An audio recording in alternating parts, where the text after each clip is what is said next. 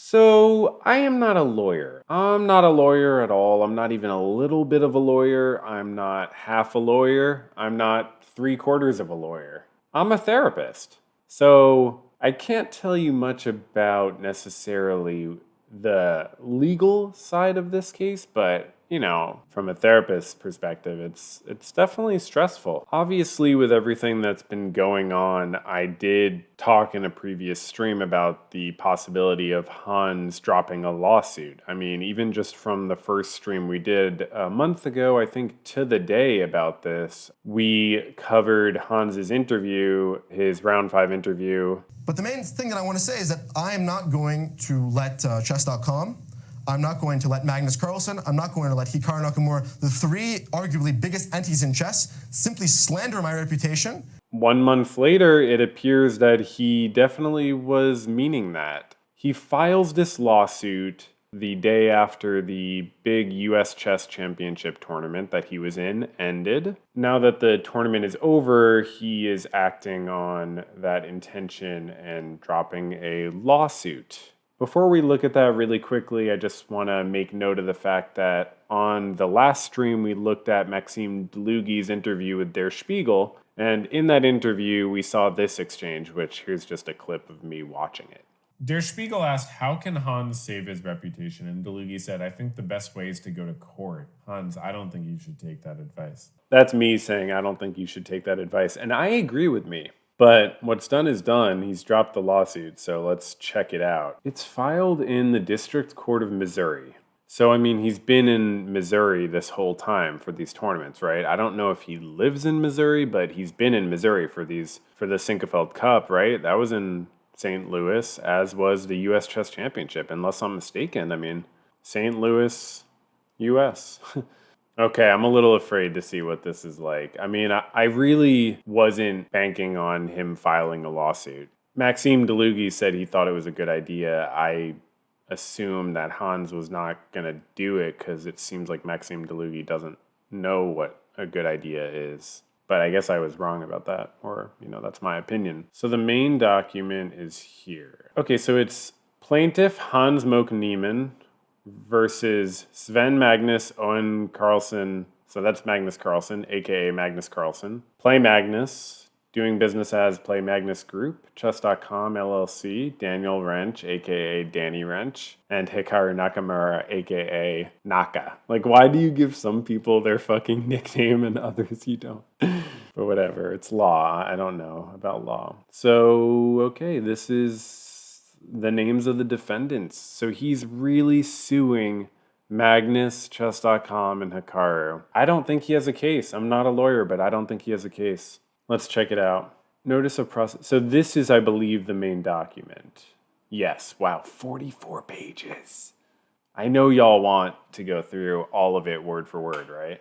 You want to go through all of it word for word. So what we're looking at right here is a 19-year-old American grandmaster suing the world chess champion, his business, and chess.com, and Hikaru Nakamura, the most famous chess player, arguably. And he's doing that, of course, because after Magnus pulled out from the Sinquefield Cup, Hans has come to feel like Magnus's insinuations caused chess.com to release evidence and maybe more insinuations, and also caused Hikaru to, say his own insinuations. Now, whether these insinuations rise to the level of, what the fuck are these parentheses? That's how you do it in a fucking court case? Are you kidding me?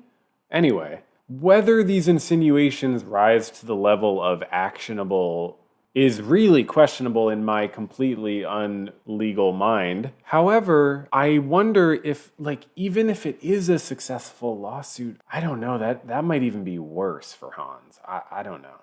Jury trial demanded. Plaintiff Hans Moke Niemann, by and through his attorneys Ovid and Ovid LLP Pro Hack application forthcoming, and local Missouri counsel the Garter Law Firm alleges, upon information and belief, as follows. Nature of the action. Niemann is a 19-year-old self-taught chess prodigy. Oh, this is how it's going to be? It's going to be calling him a chess prodigy in the first sentence. Okay. He brings this action to recover from the devastating damages that defendants have inflicted upon his reputation, career, and life by egregiously defaming him and unlawfully colluding to blacklist him from the profession to which he has dedicated his life. Isn't this kind of a freedom of speech issue, though? At a certain point, it's like, should it really be wrong to insinuate wrongdoing? Is that really a better situation? I think the parties in this case tried to be responsible about how they did it, and I don't think it's defamation. But that's, again, my non-legal opinion. Oh, we're getting a resume. Did Maxime Dlugy help him write this? In 2014, Niemann became the young... No, it couldn't have been Maxime Dlugy because the margins and the lines sort of make sense on the page. In 2014, Niemann became the youngest ever winner of the Tuesday night marathon at the Mechanics Institute Chess Club, the oldest chess club in the United States, earning him the title of U.S. Chess Federation Master. By December 2020, FIDE, the international governing body of professional chess, awarded Niemann its highest honor by naming him a chess grandmaster. By October 2022, FIDE ranked Niemann as the 40th best chess player in the world, tied for the 4th youngest player in the top 50. Okay.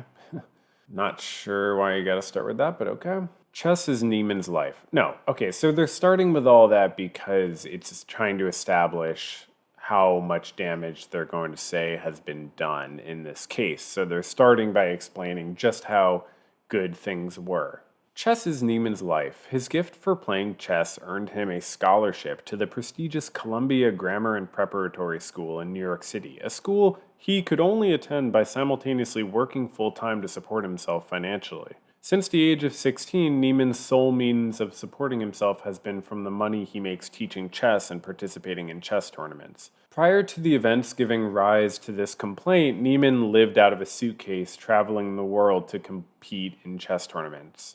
My argument already is he's also benefited enormously from this situation. As much as he has had famous chess institutions sort of provide evidence of his wrongdoing, he's become famous himself. He has an enormous number of fans. And I think this lawsuit was a mistake because even if what they did fits the technical definition of defamation, I think he's doing more harm to his reputation by filing this lawsuit. That is my opinion. I don't claim to know that. It's like suing your employer. I mean, he's not suing his employer, but it's just as significant. You know, it's a big lawsuit in your professional sort of like workplace. And that's something that you can do, and you should do it if you feel like you need to, but it's just such a big step. So you really have to wonder, is it worth it?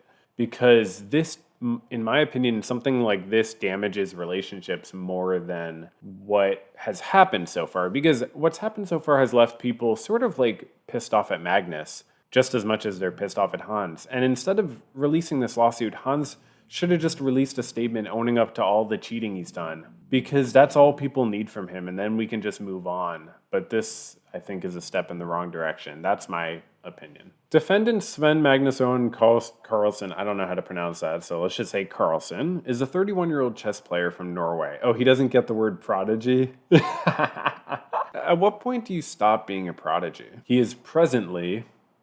That's like a little shade to throw the word presently in there because he's not going to be soon. He is presently the 5-time reigning world chess champion and the highest ranked chess player in history. Carlsen has exploited his notoriety and success in chess to create an incredibly lucrative global brand and online chess company, the Play Magnus Group. It's kind of a negative way to frame it, but okay. Prior to the acts giving rise to this complaint, Play Magnus proudly touted Niemann as one of its brand ambassadors. That's something I mentioned on a previous stream because he brought it up in the podcast he did with Perpetual Chess, Ben Johnson, I believe. It was a podcast like 6 to 8 months ago. I forget exactly when. And I was really surprised to learn that at that time, so like within the last year, Niemann was a brand ambassador for the Play Magnus Group.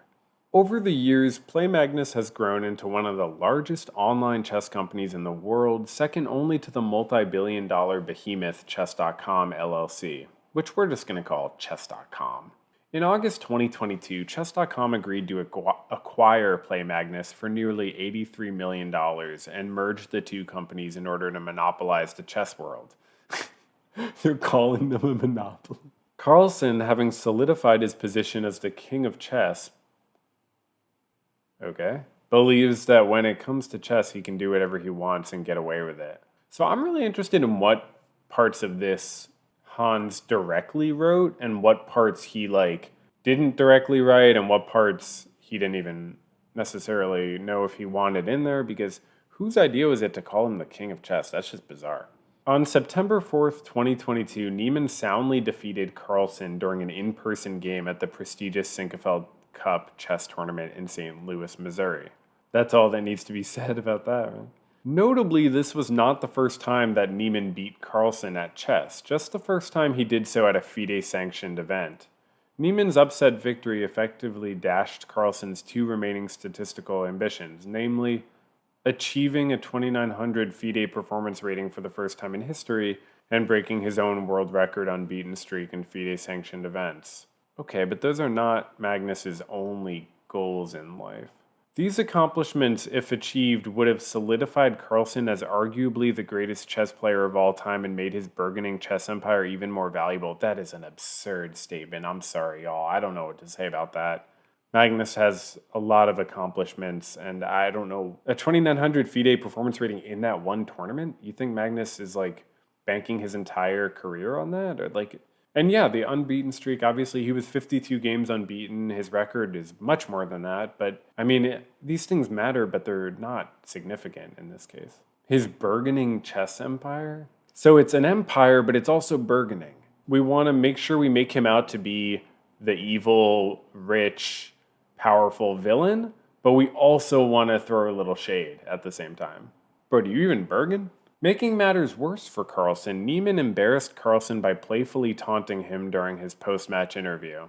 You know, this is weird because in a bunch of his interviews recently at the US Chess Championships, he's been a lot more modest and chill, and he's even talked about how important attitude is and not getting too full of himself and overconfident. It's something he's brought up in probably every interview, or at least most of them.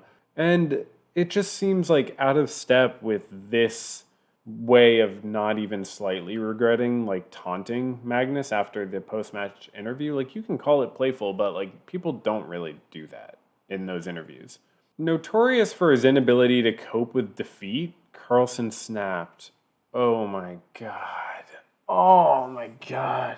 It's so funny that the lawsuit doesn't even think that they need to try to support this claim. I can tell you that I have heard the opinions of multiple people who are in the chess world who agree with what my feeling is from 4 or 5 years of watching chess almost all the top tournaments. I've watched Magnus play hundreds of games at the highest level, and I can count easily on one hand the amount of times he's been anything resembling a sore loser. I mean, he's always going to shake his opponent's hand. He's not going to always sit there and talk with them. He's going to get up and leave, but that's not being a sore loser. He's never pulled out of a tournament before. He's never suggested someone cheated before publicly. So this idea that Carlsen is unable to cope with defeat is bizarre. I mean, I watched what was his no-loss streak when he lost to Duda? Jan-Christoph Duda, what was this, last year? He broke Magnus Carlsen's 125-game unbeaten streak. It was just an absolutely amazing time, and Magnus coped with it.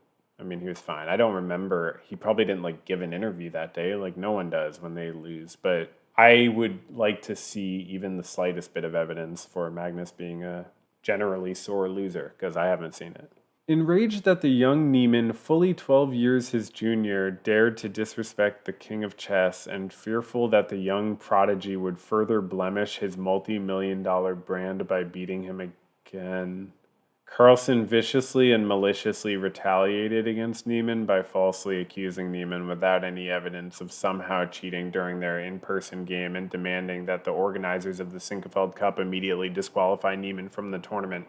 Where is the evidence of that? So this is something that Maxime Dlugy said as well. Maxime Dlugy makes the exact same claim, and I pointed out I've only heard him say it. I've never heard anyone else say it. This was with Der Spiegel, where Dlugy said, I spoke to him, meaning Hans, before the US Chess Championships, and before that I gave him some information that he didn't have yet. For example, I told him that Magnus wanted to have him thrown out of the tournament after his defeat in St. Louis, without any evidence of cheating, just because he had a bad feeling. So, do we think Hans has other reason for believing this besides just Maxime Dlugy claiming he knows it? Hopefully, Niemann has solid evidence that Carlsen actually tried to get him kicked out of the tournament. I mean, that seems like quite the gambit for Magnus. I'm not saying it's impossible, but it would be a pretty irrational thing for him to do, like very irrational, to try to think he could get Niemann kicked out of the tournament without any hard evidence of cheating. That's absurd. Is it possible? Yeah, it's possible. He's a human being, but doesn't seem likely to me. And just the overall tone of this lawsuit, and maybe this is just a lawsuit thing and I don't really know, but it's very, very one-sided in a way that I know it's supposed to be one-sided, but it seems like it's not even trying to be like a little balanced. Like using viciously and maliciously back to back is just like sort of like overselling the situation, I think. When tournament officials refused to comply with Carlsen's corrupt and cowardly demand to baselessly eliminate Niemann from competition, Carlsen lashed out again, this time by boycotting the remainder of the Sinquefield Cup in protest, an unprecedented act for a top chess professional, let alone the reigning world champion. In Magnus's statement that he finally made, he said, in the first sentence, I made the unprecedented professional decision to withdraw from the tournament after my round 3 game against Hans Niemann. It's funny to have Hans in his lawsuit say it was unprecedented when Magnus also said it was unprecedented. Carlsen then confirmed his defamatory accusations against Niemann with a provocative post on Twitter, which had the intended effect of disseminating Carlsen's false accusations that Niemann had cheated against him across the globe. Counterpoint here, I do have to say, is that Carlsen made the statement on Twitter not just to have this effect, but actually to just have the effect of clarifying his own behavior to the world. You know, Norway, his country, the chess world, people in general, mass media. He just needed to make it clear why he did what he did and not have it be insinuation anymore for very obvious reasons. He needed to be clear about it. But I think he was clear without, defaming. Days later, Carlsen was scheduled to play Niemann again in the Julius Baer Generation Cup. Rather than seek to redeem himself from his unexpected loss to Niemann, Carlsen, the king of chess. Wow, they are really getting a lot of mileage out of that king of chess expression. And when I say that I've never heard it used before, know that I say that having watched hundreds of hours of chess commentary for live chess broadcasts in the last few years. Every week, almost every day, I'm watching live chess broadcasts. I've heard Carlsen talked about for so many hours, and I have never heard anyone call him the king of chess. I mean, I'm sure people have, but it's not like a well-known nickname. It's not like Tal, who was like the magician of Riga or something. It's not like something everyone called him. Look how bad this is. There are so many adverbs and adjectives here. Provocative, defamatory, unprecedented, gutlessly. The king of chess gutlessly forfeited the game after making one move and then issued a press release repeating his false accusations that Niemann had cheated against him at the Sinquefield Cup. Carlsen's unprecedented actions, coupled with his unfounded accusations, sent shockwaves through the chess world and instantly thrust Niemann into the center of what is now widely reported as the single biggest chess scandal in history. Well, I don't know about that. I haven't been around for history, but this is all true. I mean, yeah, it's catapulted Hans into the spotlight, and a significant aspect of that is unfair. I mean, I think there's no evidence that Hans cheated at the Sinquefield Cup, so I do think Magnus was completely overreacting and irrational when he pulled out of the tournament. I've said that from the beginning. Even if Hans cheated, I don't think I think if Hans cheated in that game, it makes sense for Magnus to pull out, honestly, to draw attention to it. It shouldn't be the first thing he did, but anyways, I don't think Hans cheated in that game, so I do think it was irrational for Magnus to do what he did. I think he could have brought the spotlight to cheating in a much more effective way that didn't single out Hans, but that doesn't mean that I think Hans fighting back in this way is helpful to anyone at all, yeah. Due to his unparalleled stature and influence in the chess community, Carlsen knew that 1. The public would believe his accusations of cheating against Niemann, even though Carlsen had no legitimate basis to believe Niemann actually cheated against him. 2. He could ensure that no reputable chess tournament would invite Niemann to compete in the future. And 3, his false accusations would cause other top chess players to boycott Niemann as well. I honestly disagree with a lot of this, all of these points. Each of them. So this first one, if you all remember, when Magnus put this statement on Twitter, people did not like it at all. No one liked it. Literally no one liked this statement. Everybody's reaction to this statement was, are you kidding me, dude? That's all you fucking have? Are you fucking kidding me, dude? You pulled out of the tournament and that's all you have is that he seemed a little too relaxed? He's Hans. He plays like that. I mean, just look at Hans's playing in this game with Sam Sevian. If my opponent was moving around as much as Hans moves around when I played them, I would be so fucking distracted. I would be completely unable to focus. But he's Hans. He just he doesn't he doesn't play by the same body language rules that a lot of people do. Okay, he's sitting still pretty well now. Okay, so I don't think it's true. I think people were not happy with Carlsen's statement, so I don't think people believed his accusation. Actually, the common consensus in the chess community is that Niemann almost definitely did not cheat in the Sinquefield Cup. I don't think Carlsen necessarily even expected, maybe he did expect people to believe him more, but it definitely didn't happen that way. This second point, that no reputable chess tournament will invite Niemann, is very speculative at this point. I understand feeling that way, but very speculative. Not to mention, there are a lot of top tournaments that Carlsen doesn't play at, but to be fair, the ones you want to be at as a top grandmaster are the ones where Carlsen is. But with that being said, I still think it's a little early to claim that. I mean, is there any evidence that top tournaments are feeling that way? And 3 is false accusations would cause other top chess players to boycott Niemann. Well, I think it's more that people feel a little more comfortable saying how they already felt. It's honestly going to make me a little sad if we get through the end of this document and there's no acknowledgement of Hans's cheating. Because at this point, Hans still hasn't just taken accountability for his cheating. I need to say that. I need to remind the audience. You really can't look at this interview we looked at and say that he was taking accountability for his cheating. Following Carlsen's defamatory accusations, a flurry of independent and unbiased sources, including the tournament organizers and arbiters of the Sinquefield Cup, FIDE, and the world's foremost experts in cheat detection, have uniformly confirmed that there is no evidence that Niemann cheated in any of his games against Carlsen, including at the Sinquefield Cup, particularly given the more than ample anti-cheating security measures used at the event. Unbiased top chess analysts have dissected Niemann and Carlsen's Sinquefield Cup game in excruciating detail and concluded that Niemann's victory resulted more from Carlsen's particularly poor play than Niemann's particularly exceptional play. Well, doesn't that go against your first point, that the public believed Carlsen's accusations? Nonetheless, following Carlsen's baseless and retaliatory accusations, Carlsen unleashed his media empire to fan the flames of Carlsen's cheating accusations, drown out the legitimate evidence refuting them, blacklist Niemann from top-level chess tournaments, and protect at any cost his eponymous Play Magnus brand and status as, quote, king of chess. Citation needed. Almost immediately thereafter, Chess.com, in collusion with Carlsen and Play Magnus, immediately banned Niemann from its website and all of its future events to lend credence to Carlsen's unsubstantiated and defamatory accusations of cheating. So I went into this on the previous stream, videos on the side channel, and I believe we talked about it before as well, but I don't like how Chess.com has handled this situation. I don't think they should have used the controversy that Magnus initiated to take action on Niemann's Chess.com account when they had no new evidence, according to them, in the last 2 years of Niemann cheating. I think the time had passed for them to punish him for his cheating on their site. They missed their chance. They shouldn't have waited for Magnus to signal that it was okay. But I do think it seems to me at this point in time that it was more of Magnus signaling, or Chess.com felt they didn't have a choice because they had this huge event coming up with $1 million prize fund.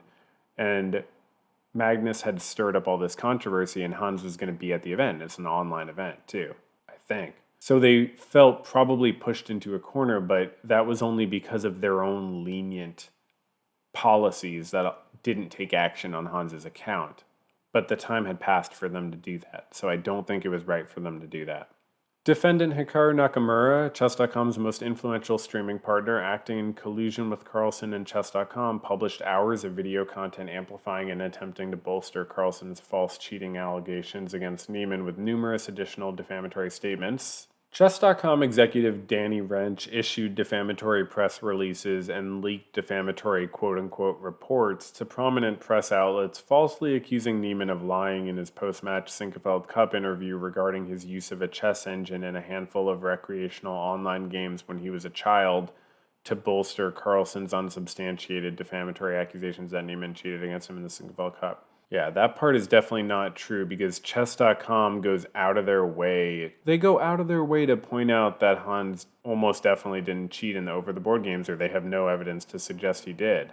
There's a lack of concrete statistical evidence that he cheated in his game with Magnus or in any other over-the-board games. So say what you want about what chess.com has done. I've criticized them a lot and I will continue to criticize them, but they are not doing what they're doing to try to bolster Magnus's claim that Hans cheated at the Sinquefield Cup. More, it's switched around where Magnus's claim that Hans cheated at the Sinquefield Cup has created the situation where chess.com felt they had to ban Hans from an event. Then when Hans made that public and created a false, in chess.com's view, a false representation of their evidence and reasoning for banning him.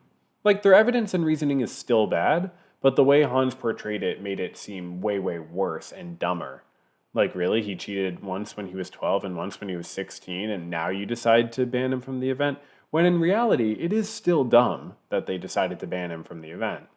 Because, according to them, he hasn't cheated in 2 years on their site or in anywhere else. So there's no reason to take the action now, and they do not justify why they do it. They say they do it because of the controversy, not because Magnus told them to.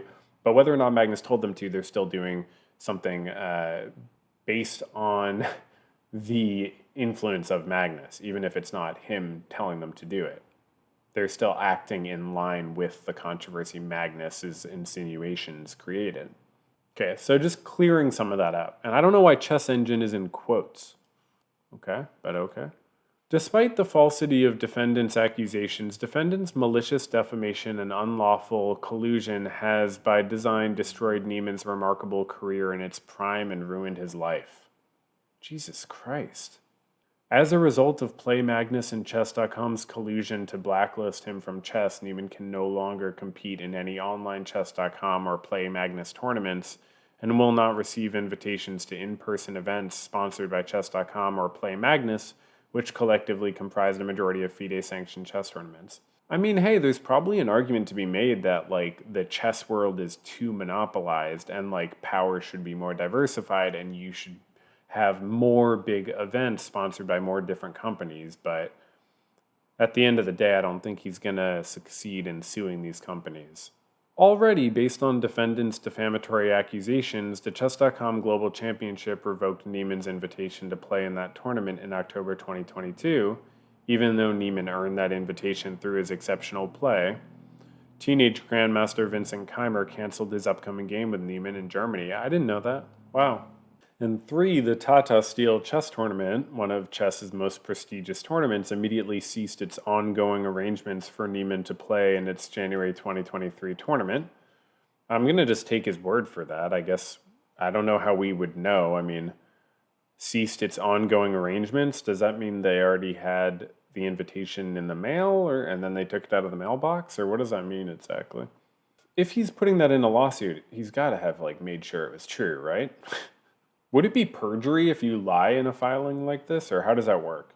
Again, therapist here. And 4, Niemann cannot obtain employment as a chess teacher at a reputable school. I mean, give it a month and apologize for what you did wrong. Have you tried that? Have you tried apologizing? Accordingly, and come on, if anyone really wants to claim to me that this interview was apologizing, I feel bad for people in your life who you apologize to. Yo, I just realized I'm wearing the same fucking shirt. So he can't get employment as a chess teacher. I mean, I'm sure he could get so many chess students if he wanted. People would pay Hans so much money for chess tutoring at this point. I mean, am I wrong? I don't. He has so many people who are supporting him and fans online. Accordingly, Niemann maybe they're the kind of fans who like don't translate to actual students. Accordingly, Niemann asserts the following claims against defendants: slander, libel, unlawful group boycott under the Sherman Act. Hold on, bro. Hold on with that. Sherman Act, Sherman Act, Sherman Act, Sherman Act. So, as far as I'm aware, the Sherman Act, Chapter 1 thing they're saying is every contract combination in the form of trust or otherwise, or conspiracy in restraint of trade or commerce among the several states or with foreign nations is declared to be illegal. Every person who shall make any contract or engage in any combination or conspiracy hereby declared to be illegal shall be deemed guilty of a felony, and on conviction thereof shall be punished by fine not exceeding blah blah blah. In 2004, they changed it to 100 million from 10 million. Inflation, am I right? He's basically trying to say that this is like a restriction of trade. Like they're sort of conspiring to make it so he can't do his trade.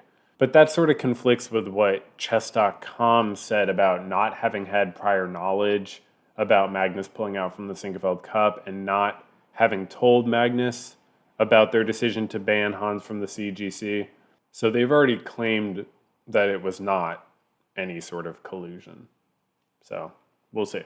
And tortious, so that means like it's on the level of what would be a tort situation. A tort is like a little pastry that you sort of, a tort is like a certain type of legal thing. Tortious interference with contract and business expectancies. Okay, so that sounds pretty similar to what this was, but you want to throw different things at it to see what sticks. And civil conspiracy. Okay, so slander, libel, unlawful group boycott under the Sherman Act, and tortious interference with contract and business expectancies, and civil conspiracy. So holy shit, man. Come one, come all for your fucking charges. Niemann seeks damages in an amount to be determined at trial, but no less than $100 million. How did you come up with that, dude? Okay, so the parties we already know. Oh, chess.com is a Nevada company? Interesting. Their members reside in Utah and California. Danny Rensch is a natural person. That I don't believe that, honestly. I don't know if we can take Hans's word on that. Is Daniel Rensch really a natural person? I have yet to see any evidence to support that claim. Oh, Hikaru is a natural person too. Interesting. Okay, so that's something they have in common. Is that the collusion that we're talking about? Earlier when I was saying where's the evidence for these claims, I actually shouldn't have been saying that.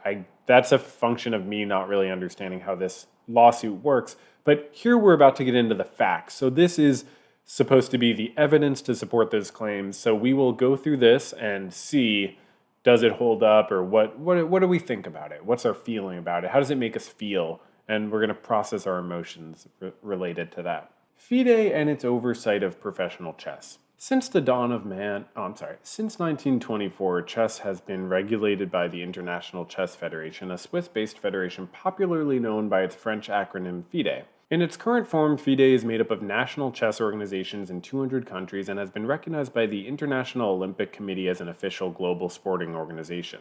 As the official body overseeing professional chess, FIDE sets the rules of international chess competitions, organizes and sanctions the highest level professional chess tournaments, including the World Chess Championship, and certifies tournament arbiters, i.e. referees or umpires. In addition, one of FIDE's most important functions is to calculate professional chess players' official performance ratings.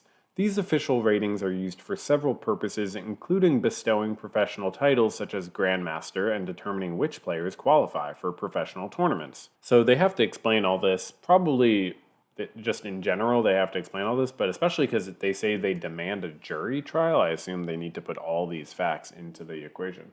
We don't need to go through. This is just explaining ratings, how they work. Prior to 2021, FIDE only officially sanctioned matches and tournaments that were held in person with participants playing their matches over the board, i.e. physically sitting across from each other and moving their chess piece by hand. FIDE employs strict anti-cheating procedures such as screening players for metal and electronic devices, broadcasting games with time delays, and tightly observing the players during their matches. Currently, the vast majority of FIDE-sanctioned events are still conducted in person, with only a few select events taking place online. FIDE-sanctioned online events also employ strict anti-cheating protections to ensure that those online matches are played fairly. We've been reading this for a while, and he still hasn't mentioned he has a history of getting caught cheating.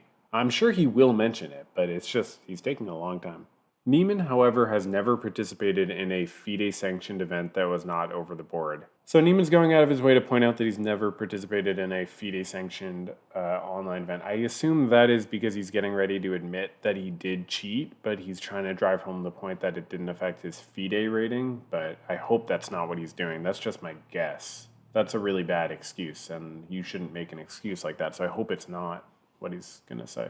The day-to-day operations of each of the FIDE-sanctioned tournaments are run by tournament organizers in conjunction with FIDE. Tournament organizers are responsible for, among other things, tournament logistics, security, and anti-cheating or fair play measures. Chess.com and its economic dominance in the chess world. This is important for him to make this point so that he can say how much his trade has been negatively affected by the whole situation. Outside of official chess events and tournaments sanctioned and regulated by FIDE, the authoritative body governing professional chess, there are a large variety of websites and online applications, including chess.com, on which people of any skill level, novices, enthusiasts, and professionals alike can play recreational chess. Over the past 3 decades, these casual chess platforms have seen a meteoric rise in popularity, largely due to the ease with which they allow individuals of all skill levels to play recreational chess quickly and easily with others all over the world.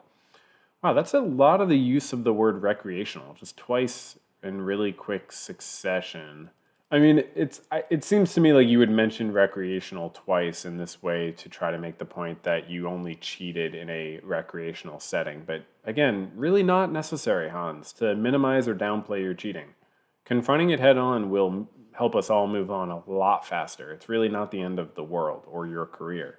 But yeah, you should admit it. The sooner the better. We're already on page 8. Through a series of acquisitions, Chess.com has become by far the world's largest and most popular online chess company. Chess.com currently has more than 90 million members who play over 10 million online chess games on its website each day. This is more than 3 times the number of games hosted by the next largest chess website, lichess.org, which is a free and open source website maintained by a non-profit organization. I made the switch to Lichess in the last month because I was unhappy with how chess.com organizes their whole sort of public relations team, and I don't like the way they've been coordinating in this whole situation. I like Lichess better, and I've enjoyed the switch. Yeah. To attract members to its platforms, chess.com solicits top chess professionals from all over the world to play recreational chess.com matches and create content on its platforms pursuant to streaming partner agreements. Players with streaming partner agreements create content, including articles, interviews, and quote-unquote streaming videos, or VODs, as we call them, during which top players play chess live and or offer commentary regarding topics of interest to chess fans. That's like me, except, I'm not a top player.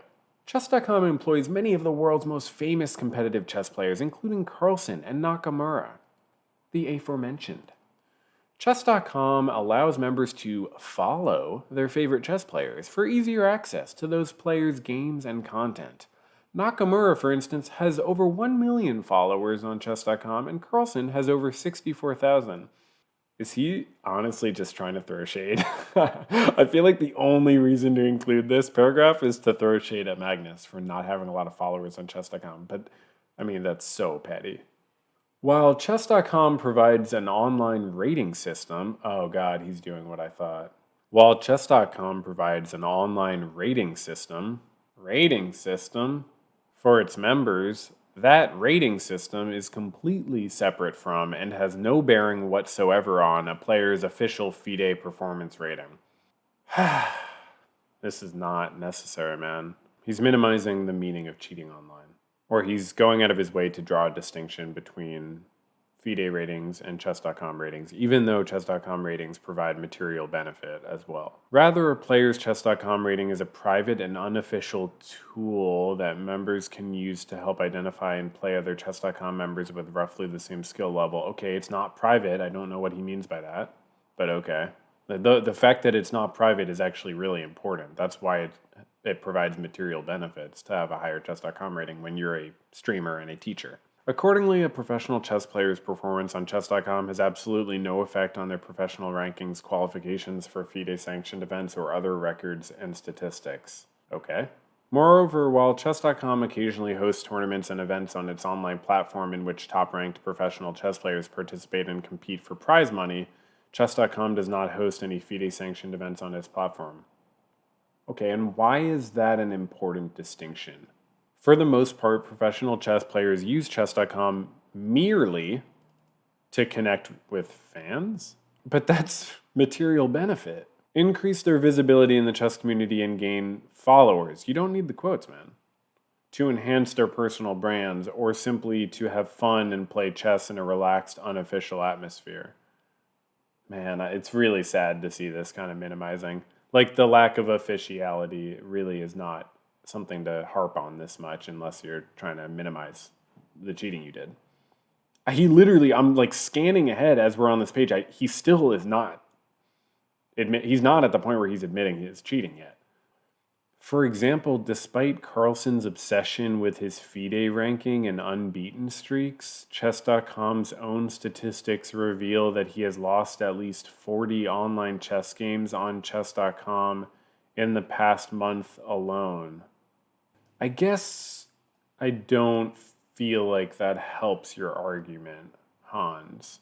First of all, this introductory clause is completely unsupported. We have no evidence of Carlsen's obsession with FIDE ranking and unbeaten streaks. And just to mention that he's lost 40 online chess games, so that's supposed to prove that this is a relaxed, unofficial atmosphere. Okay. And that's supposed to indicate that cheating is not as bad?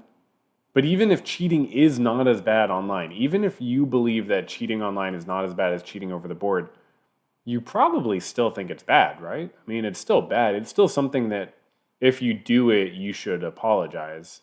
Chess.com has made it clear that they're willing to talk to Hans and see if, there's a path forward for him to be on the platform. They say that several times. I don't know if that means there's going to be a probationary period before Hans can participate in money events. I don't think Maxime Dlugy, after cheating twice, was ever allowed to participate in prize money tournaments. I do think it's possible chess.com would allow Hans to participate in prize money tournaments if he genuinely admitted what he did wrong. That's just my speculation. Yeah, I just don't think Hans has been blacklisted because he hasn't tried just admitting what he's done wrong yet. So we can't really say that it's blacklisted. Even though FIDE has no official role in governing professional chess and does not host any FIDE-sanctioned events on its platform, it is nevertheless a dominant force in the professional chess world by virtue of its enormous revenues and influence as the world's dominant online chess site. So it's unofficial and it's recreational, but it's also dominant and massive and important. For example, chess.com is a major corporate sponsor of almost every important and prestigious professional chess tournament around the world, including FIDE-sanctioned in-person chess tournaments and events.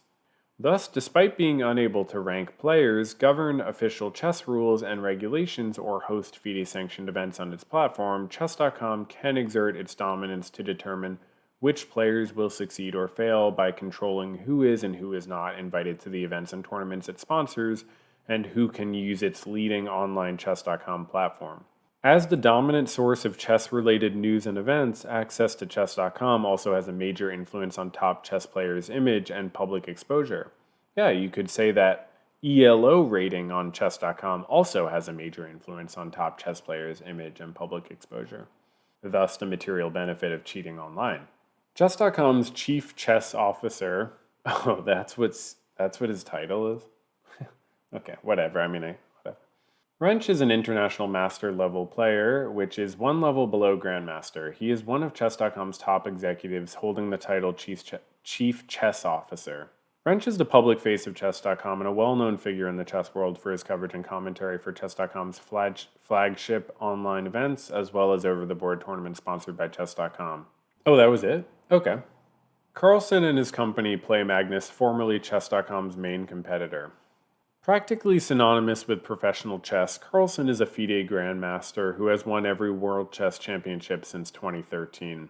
He has the single highest peak ELO rating in the history of chess.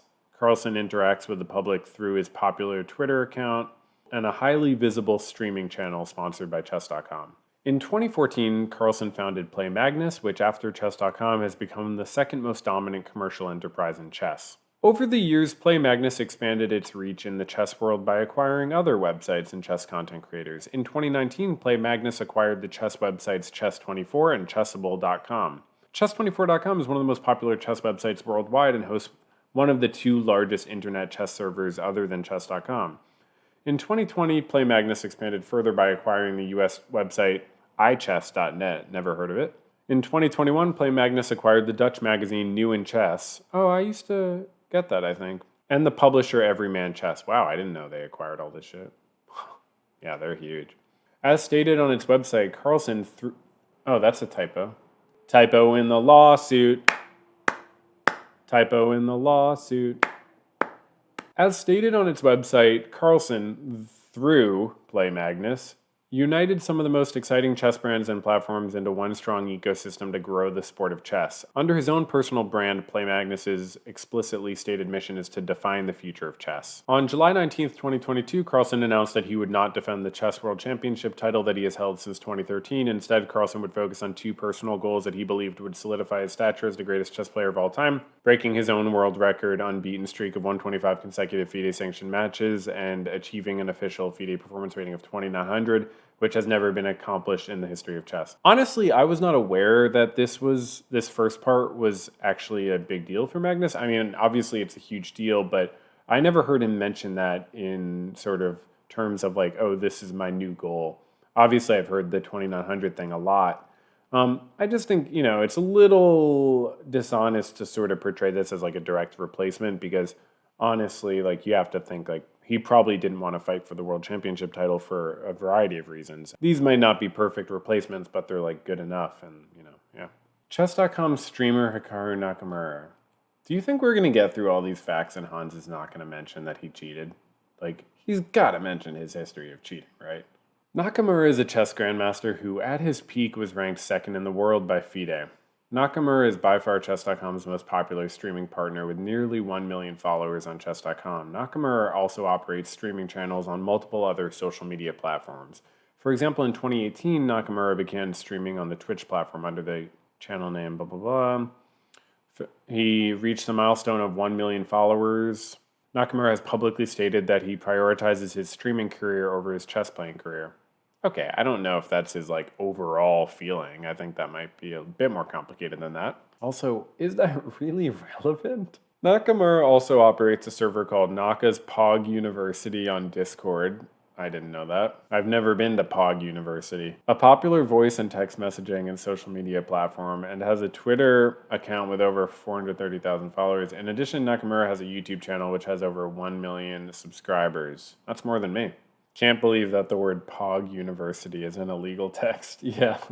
As Chess.com's most prolific online personality, Nakamura has a well-documented history of abusing his leverage with Chess.com to blacklist competitors, accuse players of cheating, and damage the careers of up-and-coming chess players. Okay, I don't know how it works, but like, when you're accusing people of defamation, can you commit defamation? Because that was quite a sentence. Nakamura also has had an acrimonious relationship with Niemann for several years, dating back to when they both worked as streamers for Chess.com, and Nakamura viewed Niemann as a threat to his dominance on chess streaming platforms. So you're just not going to mention the history of cheating, I guess. Not yet, at least. Oh, here we go. It's going to be in this section. Niemann and his meteoric rise from child prodigy to FIDE top 40 player. Wow, meteoric. Again. Niemann is an American chess prodigy. Bro, this is just sad, man. Come on, dude. Hans Niemann, you're a cool guy and a great chess player. You don't have to care about being a prodigy so much. You're still a cool guy. You don't have to go out of your way to call yourself a prodigy. It's it's chill. Like, you're good and people like you, and you just need to admit what you did wrong. You don't have to overcompensate like this. The first sentence of this was, Niemann is a 19-year-old self-taught chess prodigy. So it just seems like a bit much to say it again. But to be fair, saying it the first time seemed like a bit much to me as well.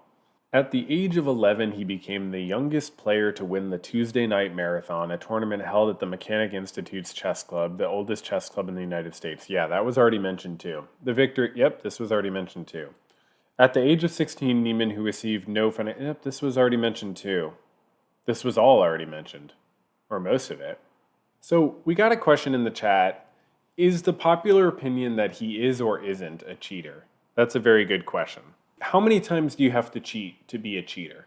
This comes down to very fundamental questions about identity and behavior.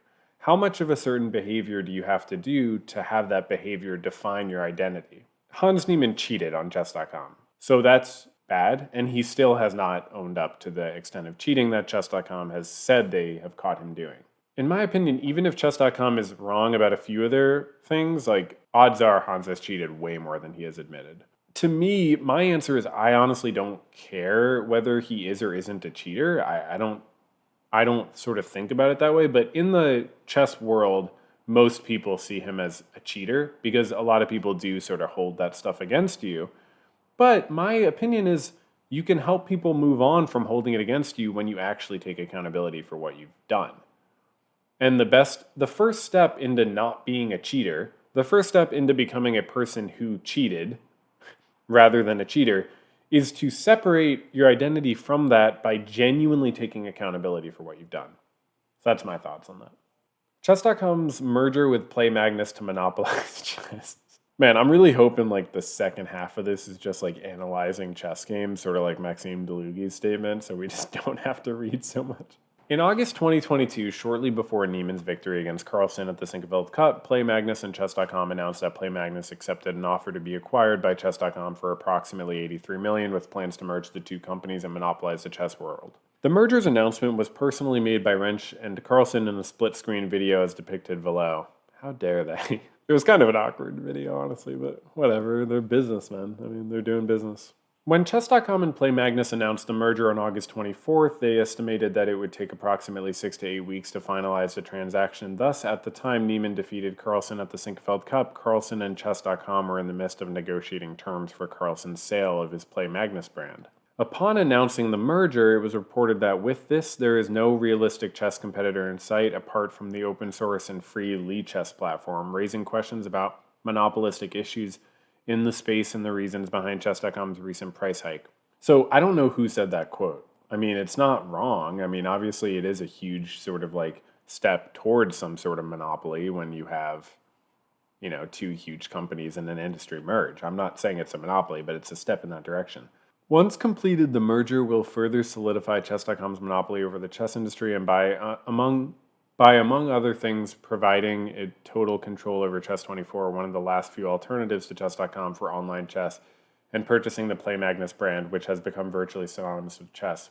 Wow, they're really trying to prove, trade violations. This lawsuit, Hans is really going beyond just saying, that they defamed him, and he's really trying to make these, trade crime accusations. Niemann's surprise upset at the Sinquefield Cup. Between September 1 and September 13th, Niemann competed in the Sinquefield Cup. $350 grand prize fund. Sinquefield Cup is one leg of the Grand Chess Tour series of international chess tournaments, blah, blah, blah. All the matches in the Sinquefield Cup were held live and in person. In other words, over the board.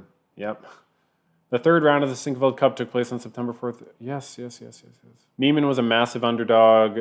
Niemann was not intimidated by Carlsen's stature and did not play for a draw like most would have done. Okay, that's not exactly true. People don't always play for a draw. Niemann played to win. He attacked Carlsen early and flipped it. You're giving a rundown of the fucking game, bro? Unnerved by Niemann's unexpected confidence and early strategic advantage, Carlsen made numerous mistakes upon which Niemann capitalized to secure a tremendous victory over Carlsen, which by all accounts should have propelled Niemann's career to the next level and allowed him to continue realizing his enormous potential as the next great American chess player. Mourning the loss of a chess career that, there's no evidence of it being gone. He's profoundly famous. He just needs to apologize for what he's done. Unbeknownst to Niemann at the time, defendants would do whatever it took to ensure. Okay, second typo in the lawsuit. Second typo in the lawsuit. Second typo in the lawsuit. Second typo in the lawsuit. All right, that's the new song. Unbeknownst to Niemann at the time, defendants would do whatever it took ensure that this would never happen. So now we're alleging that they conspired because they didn't want Niemann to have a successful career, and he has not mentioned his history of cheating yet. So you really don't know why chess.com and Magnus are doing what they're doing, because he hasn't mentioned that he has an extensive history of getting caught cheating compared to other top players. Niemann not only beat Carlsen, Niemann embarrassed Carlsen by defeating him with the black pieces and playfully taunting him during the match? Wait, what? Dude, Hans, are you saying that you taunted Magnus during the match? Wait, oh my god, are you not going to say anything about that? I mean, I know in the interview afterwards he was taunting Magnus in a way and like sort of just like weirdly saying Magnus played poorly, but like taunting him during the match? What? Literally what? What are you admitting to, dude? Definitely not cool. He also shattered Carlsen's historic 53 game unbeaten streak, but it's not historic. His 125 game unbeaten streak was historic and made it practically impossible for Carlsen to ever achieve a 2900. Wait. When Hans earlier made the claim that Magnus was all mad because Hans had spoiled his chance to get a 2900 performance rating, I assumed he meant in that tournament, because I thought it would be absurd to imply that he thinks Magnus is upset that he will now never get a 2900 performance rating because of one game? Because of one loss? That's absurd. I literally, am I missing some data or something? What is more, Niemann handed Carlsen this stunning upset while Carlsen was in the midst of negotiating and finalizing the merger to solidify Carlsen's chess empire around his Play Magnus brand. Okay, I'm not sure what the significance of that is. Carlsen responds by falsely and baselessly accusing Niemann of cheating. As a result of this shocking defeat, Carlsen snapped. Unable to accept the reality of his unexpected loss, Carlsen reflexively retaliated by defaming Niemann to Michael Karadovsky, the executive director of the Grand Chess Tour. Okay, so we're getting details on that claim about this. Falsely accusing Niemann of cheating during their game and demanding that Niemann be immediately disqualified. Carlsen knew that Niemann's sudden expulsion from a major professional chess tournament would send a clear, albeit false, message to the public that Niemann cheated. Because Carlsen had absolutely no evidence of Niemann's cheating, Karadovsky refused to comply with Carlsen's dictatorial command. Now, where do we think Hans has gotten his evidence of this conversation with Karadovsky? Do we think it was from Maxime Dlugy? As I said, Maxime Dlugy made the comments to Der Spiegel, telling Hans that Magnus wanted to have him thrown out of the tournament. So he says that he gave him information that he didn't have yet. So Maxime Dlugy, in this interview recently, said to Der Spiegel, I gave Hans some information that he did not have yet. For example, I told him that Magnus wanted to have him thrown out of the tournament after his defeat in St. Louis. So that, I'm not even going to say implies, that literally claims that he was the one who first told Hans about this conversation with Karadovsky. Now, that doesn't mean that Hans didn't follow up and get some evidence, but you have to wonder, does Hans have evidence of this conversation between Carlsen and Karadovsky? I mean, now we have the guy's name, so we're going to find out eventually what happened, but you have to wonder, does he have evidence or just Maxime Dlugy's word? Yet this did not stop Carlsen from disseminating his false and defamatory accusations that Niemann cheated. It merely forced him to be more creative. Carlsen rose to the challenge by first convincing Karadovsky to dramatically enhance the anti-cheating measures at the Sinquefield Cup, including by adding military-grade metal detection scans and a 15-minute tape delay on all broadcasts of tournament games. Carlsen knew that the sudden, unnecessary, and unexplained implementation of these new anti-cheating measures would be interpreted by the chess community and the public to mean that the tournament operators had a legitimate basis to believe that one or some of its players had cheated. That's an interesting point. I definitely have not given enough thought to that. Like, the fact that they implemented heightened security measures does actually seem weird to me, and it did seem weird to me. I just didn't think about it a lot. I didn't really see the point. I mean, I understand the suspicion of cheating, but at that point, you do have to think, like, so they didn't think their measures were sufficient? Or I guess the question really comes down to, like, who really influenced the tournament directors to do that. Because, yeah, Magnus Carlsen withdrawing and then them heightening the security measures seems pretty strange. Because, like, it seems like, well, the one person worried about this is now gone. So, but on the other hand, if it was the other players who wanted the heightened security measures, then you really can't take issue with that. I mean, that's like workers' rights. I mean, like, in that Twitter post, Carlsen linked to a video. Yes. I prefer to not speak. If I speak, I'm in big trouble. Yeah, he insinuated that there was something wrong. People were like, oh, could he be sick? But they knew he wasn't sick. And also, why would you post that if you were sick? It's like, I'm taking this, I'm pretending to be sick. I'm faking sick, bro. Don't tell anybody. No, he was clearly insinuating someone cheated. It was the day after he lost to Hans. Hans has a history of cheating. Everybody put 1 and 1 and 1 together. And Carlsen knew full well that withdrawing in the middle of a prestigious, high-profile professional tournament like the Sinquefield Cup is virtually unheard of for any top-level chess player, let alone the reigning world champion, widely considered to be the greatest chess player in history. Yeah, he was doing it to bring attention to what he feels like was necessary to bring attention to. By insisting that the Sinquefield Cup imposed enhanced anti-cheating measures after his loss to Niemann, resigning from the tournament immediately thereafter, and then referencing a famous... Okay, so that was the sequence of events? He first... Yeah, that's what I figured. Like, they increased the security measures to try to make him not leave, and then he was like, nah, I'm leaving. Carlsen conveyed a clear and unmistakable message to the public that Niemann only beat Carlsen because Niemann cheated. Yeah, but is Carlsen allowed to insinuate that? As Carlsen intended, the chess world and the public at large received Carlsen's defamatory message loud and clear. Man, it really does feel like, can you defame someone by claiming they're defaming you? Because that feels like it could be a type of defamation, because you're still alleging illegal acts. On September 6, 2022, worldchess.com, which I guess is probably a big site, I don't know it, posted an article titled, Did Hans Niemann Actually Cheat? All the info so far, which stated, yesterday Magnus Carlsen withdrew from the Sinquefield Cup 2022 after his loss to Hans Niemann in round 3. Multiple tweets, streams, comments, and security checks later, the accusation of Niemann cheating is pretty obvious. They're saying the accusation is obvious, bro. They're not saying the answer to the accusation is obvious. They're saying, just like you are, that it was very clear what Carlsen was conveying. On September 7th, 2022, Slate posted an article titled, The Chess World is Absolutely Losing It Over Cheating Allegations After Massive Upset, stating that Carlsen's implications rocked the chess community, which quickly began speculating online that Niemann must have cheated despite no evidence of foul play being presented from Carlsen. So that's, I thought he's trying to prove that Carlsen has, like, dispensed this, like, defamation, but, like, that was a quote that Hans would agree with. Also on September 7th, ABC News Australia, like, he's showing that people are covering it, but that one he would just agree with. Like, this is not anything, it's just saying people were speculating despite no evidence. ABC released an article stating that Carlsen announced his withdrawal via cryptic tweet, which was interpreted by many commentators as alluding to foul play. Dude, they're just saying the same thing you did. ChessBase article... The chess world has been in enormous upheaval after Magnus withdrew from the Sinquefield Cup in protest after 3 rounds with an unspoken accusation. So what is this trying to prove? This is just saying the exact same thing he is. Hold on. Carlsen's only explanation for why he withdrew from the Sinquefield Cup was a cryptic video. This is according to a Guardian newspaper article.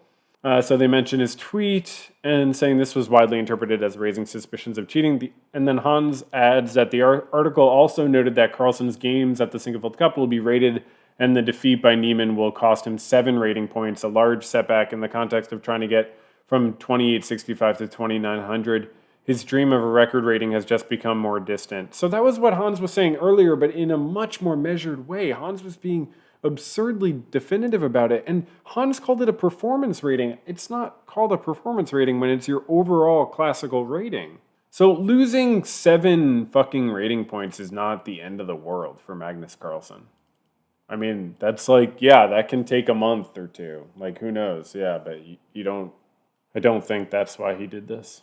Carlsen enlisted his new business partner, Chess.com, and co-conspirator Nakamura to bolster his false accusation that Niemann cheated against him. After Carlsen succeeded in laying the groundwork against Niemann with his initial defamatory accusations of cheating, he unleashed the full force of his newly broadened media empire to publicly bolster those accusations and drown out any legitimate sources of opposition that demonstrated why Carlsen's allegations were untrue.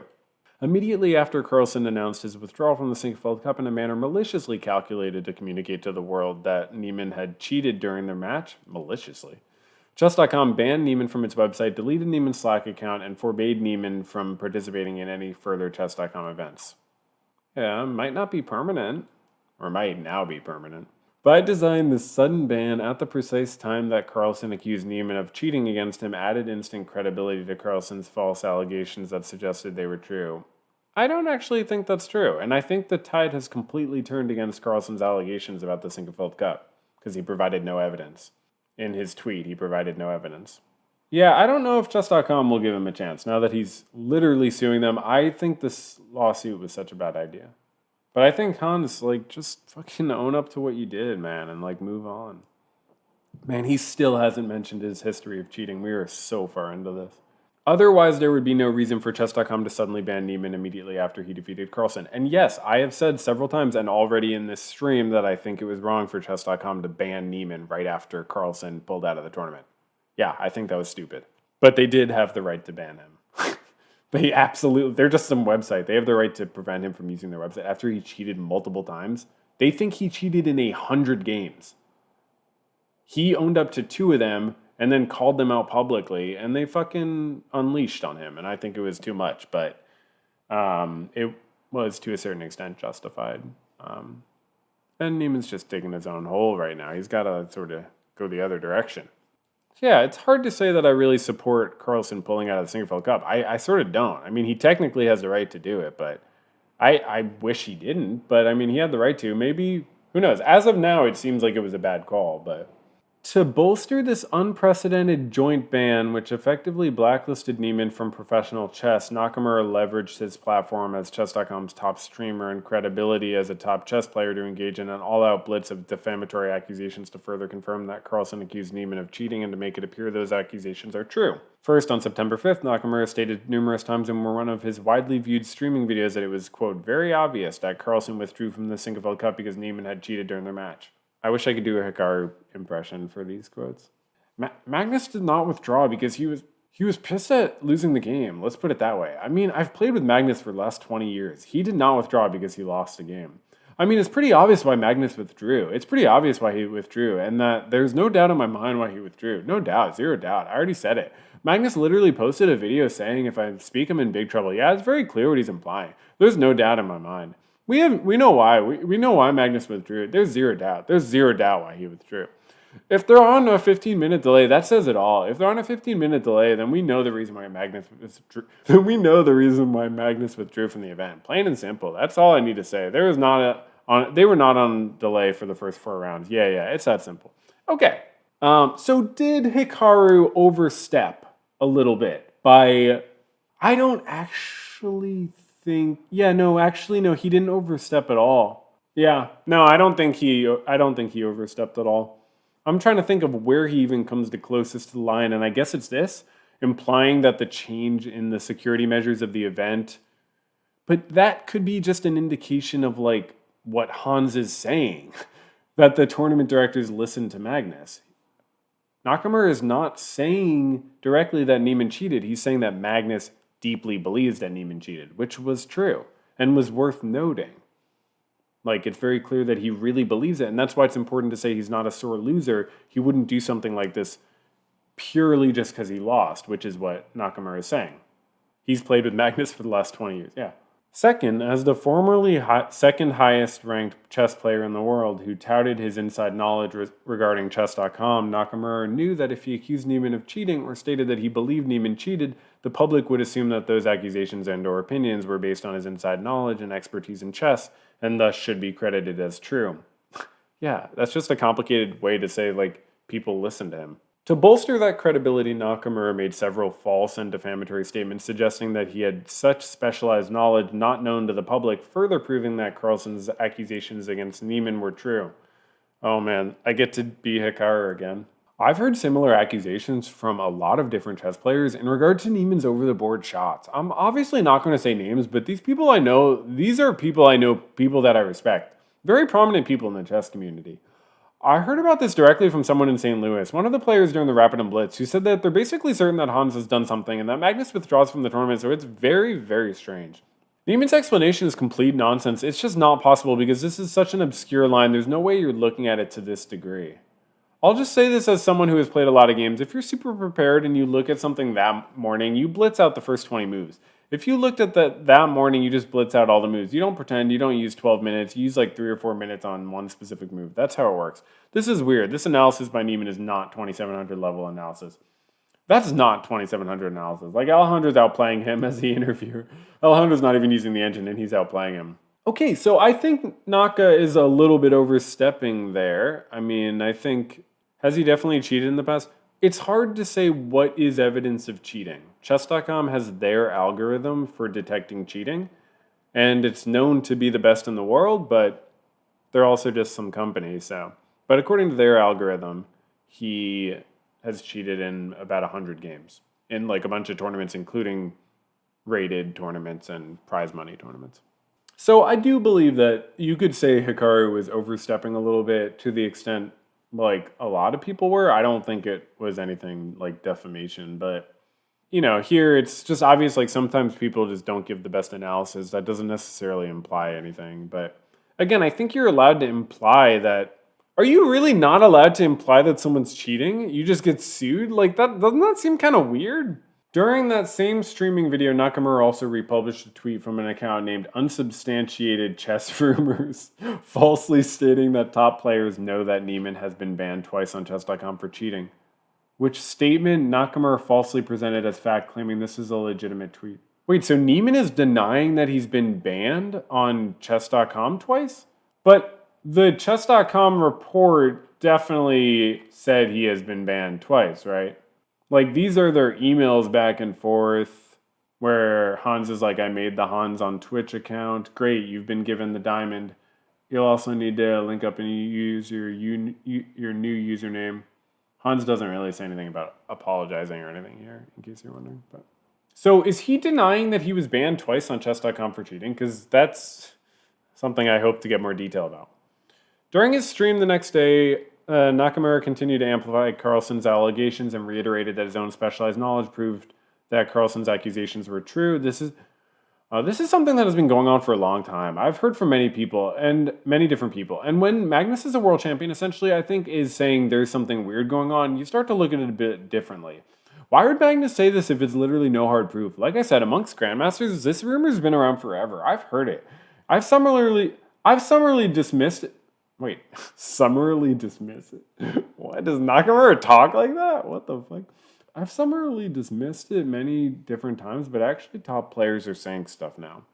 Okay, well, is Hans going to address his cheating? We're now on page 22. Nakamura's statements were false and defamatory, including because Niemann did not cheat against Carlsen in the September 4th, 2022 Sinquefield Cup match, which Nakamura never claimed, and because Niemann had not previously been banned twice on chess.com for cheating. Really? Say more about that.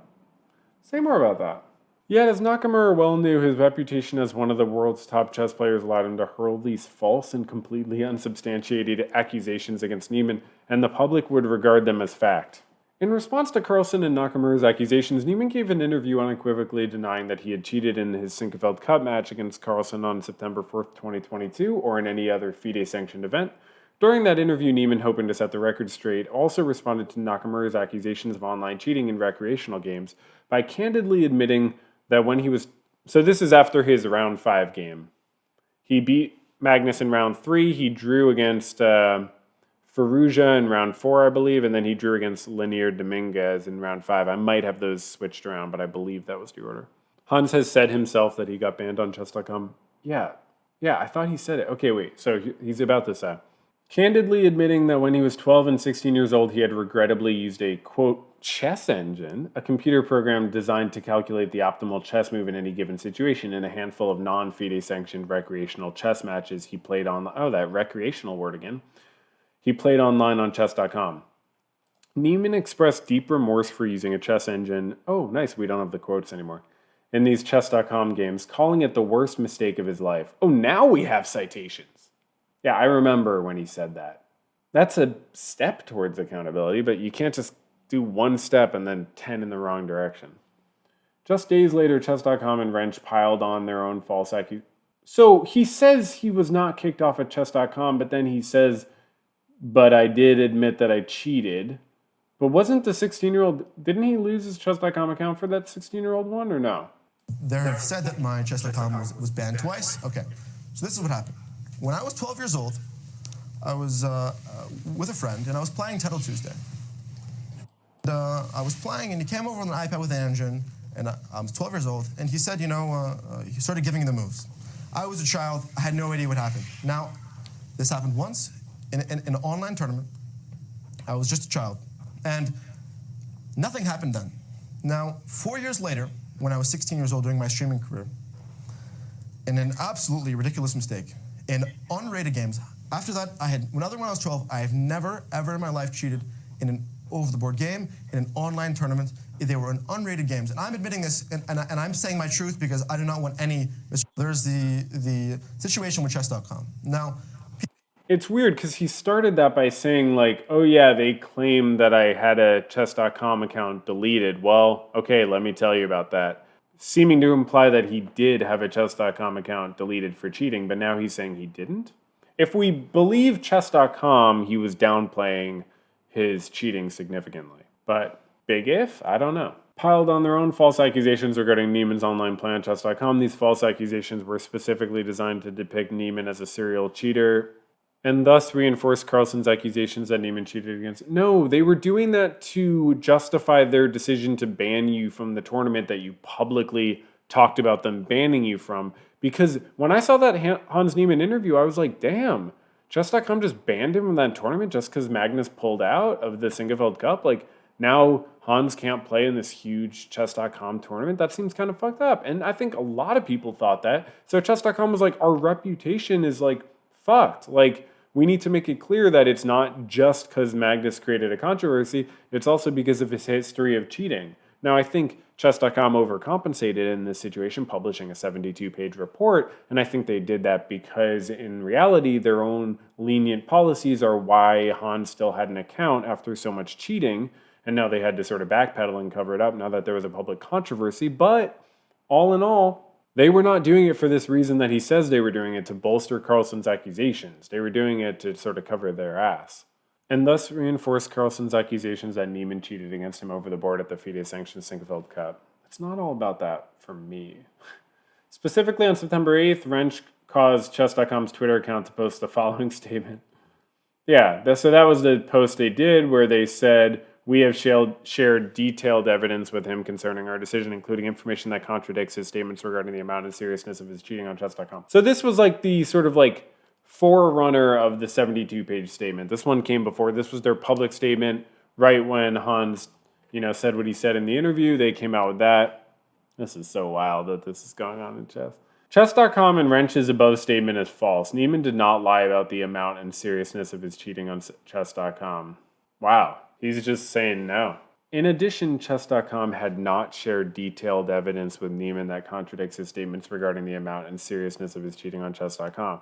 These are more trumped-up false allegations specifically designed to further defame Niemann by accusing him of not only being a serial online cheater, but now also a liar. In fact, the very first public comment to this tweet was, Hans is a liar. Why is that in your court filing, bro?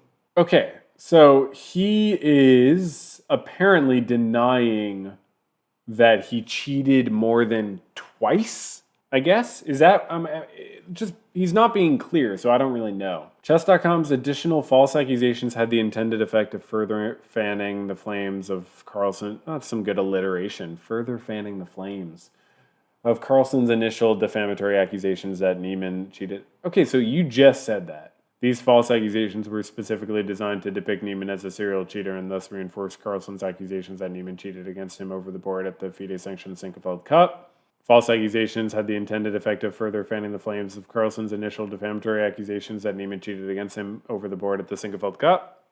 I mean, at a certain point, you probably don't need the quotes, right? Like, you've done so many other like acronyms. Like, why can't you do OTB? For example, September 9th, Ginks Esports TV wrote in an article that chess.com banned Niemann after finding evidence supporting the striking allegations. Okay, evidence is like, yeah, evidence is putting it strongly because at the end of the day, it's hard to say, like, everybody has their different sort of metric, but chess.com has what they consider evidence, and then you just have to, I guess, look at what they're willing to show. Conspiracy theories began going viral on the internet, no longer concerned with whether Niemann actually cheated, but rather how he could have possibly cheated in an over-the-board game with strict anti-cheating protocols. These swirling conspiracy theories were so outrageous that they garnered the attention of, among others, Elon Musk, never heard of that guy, who spread them in posts on Twitter, and Stephen Colbert, who spread them on The Late Show with Stephen Colbert. Moreover, given that, even according to Chess.com, Niemann had years earlier resolved Chess.com's issues with Niemann's use of an engine during certain recreational online games.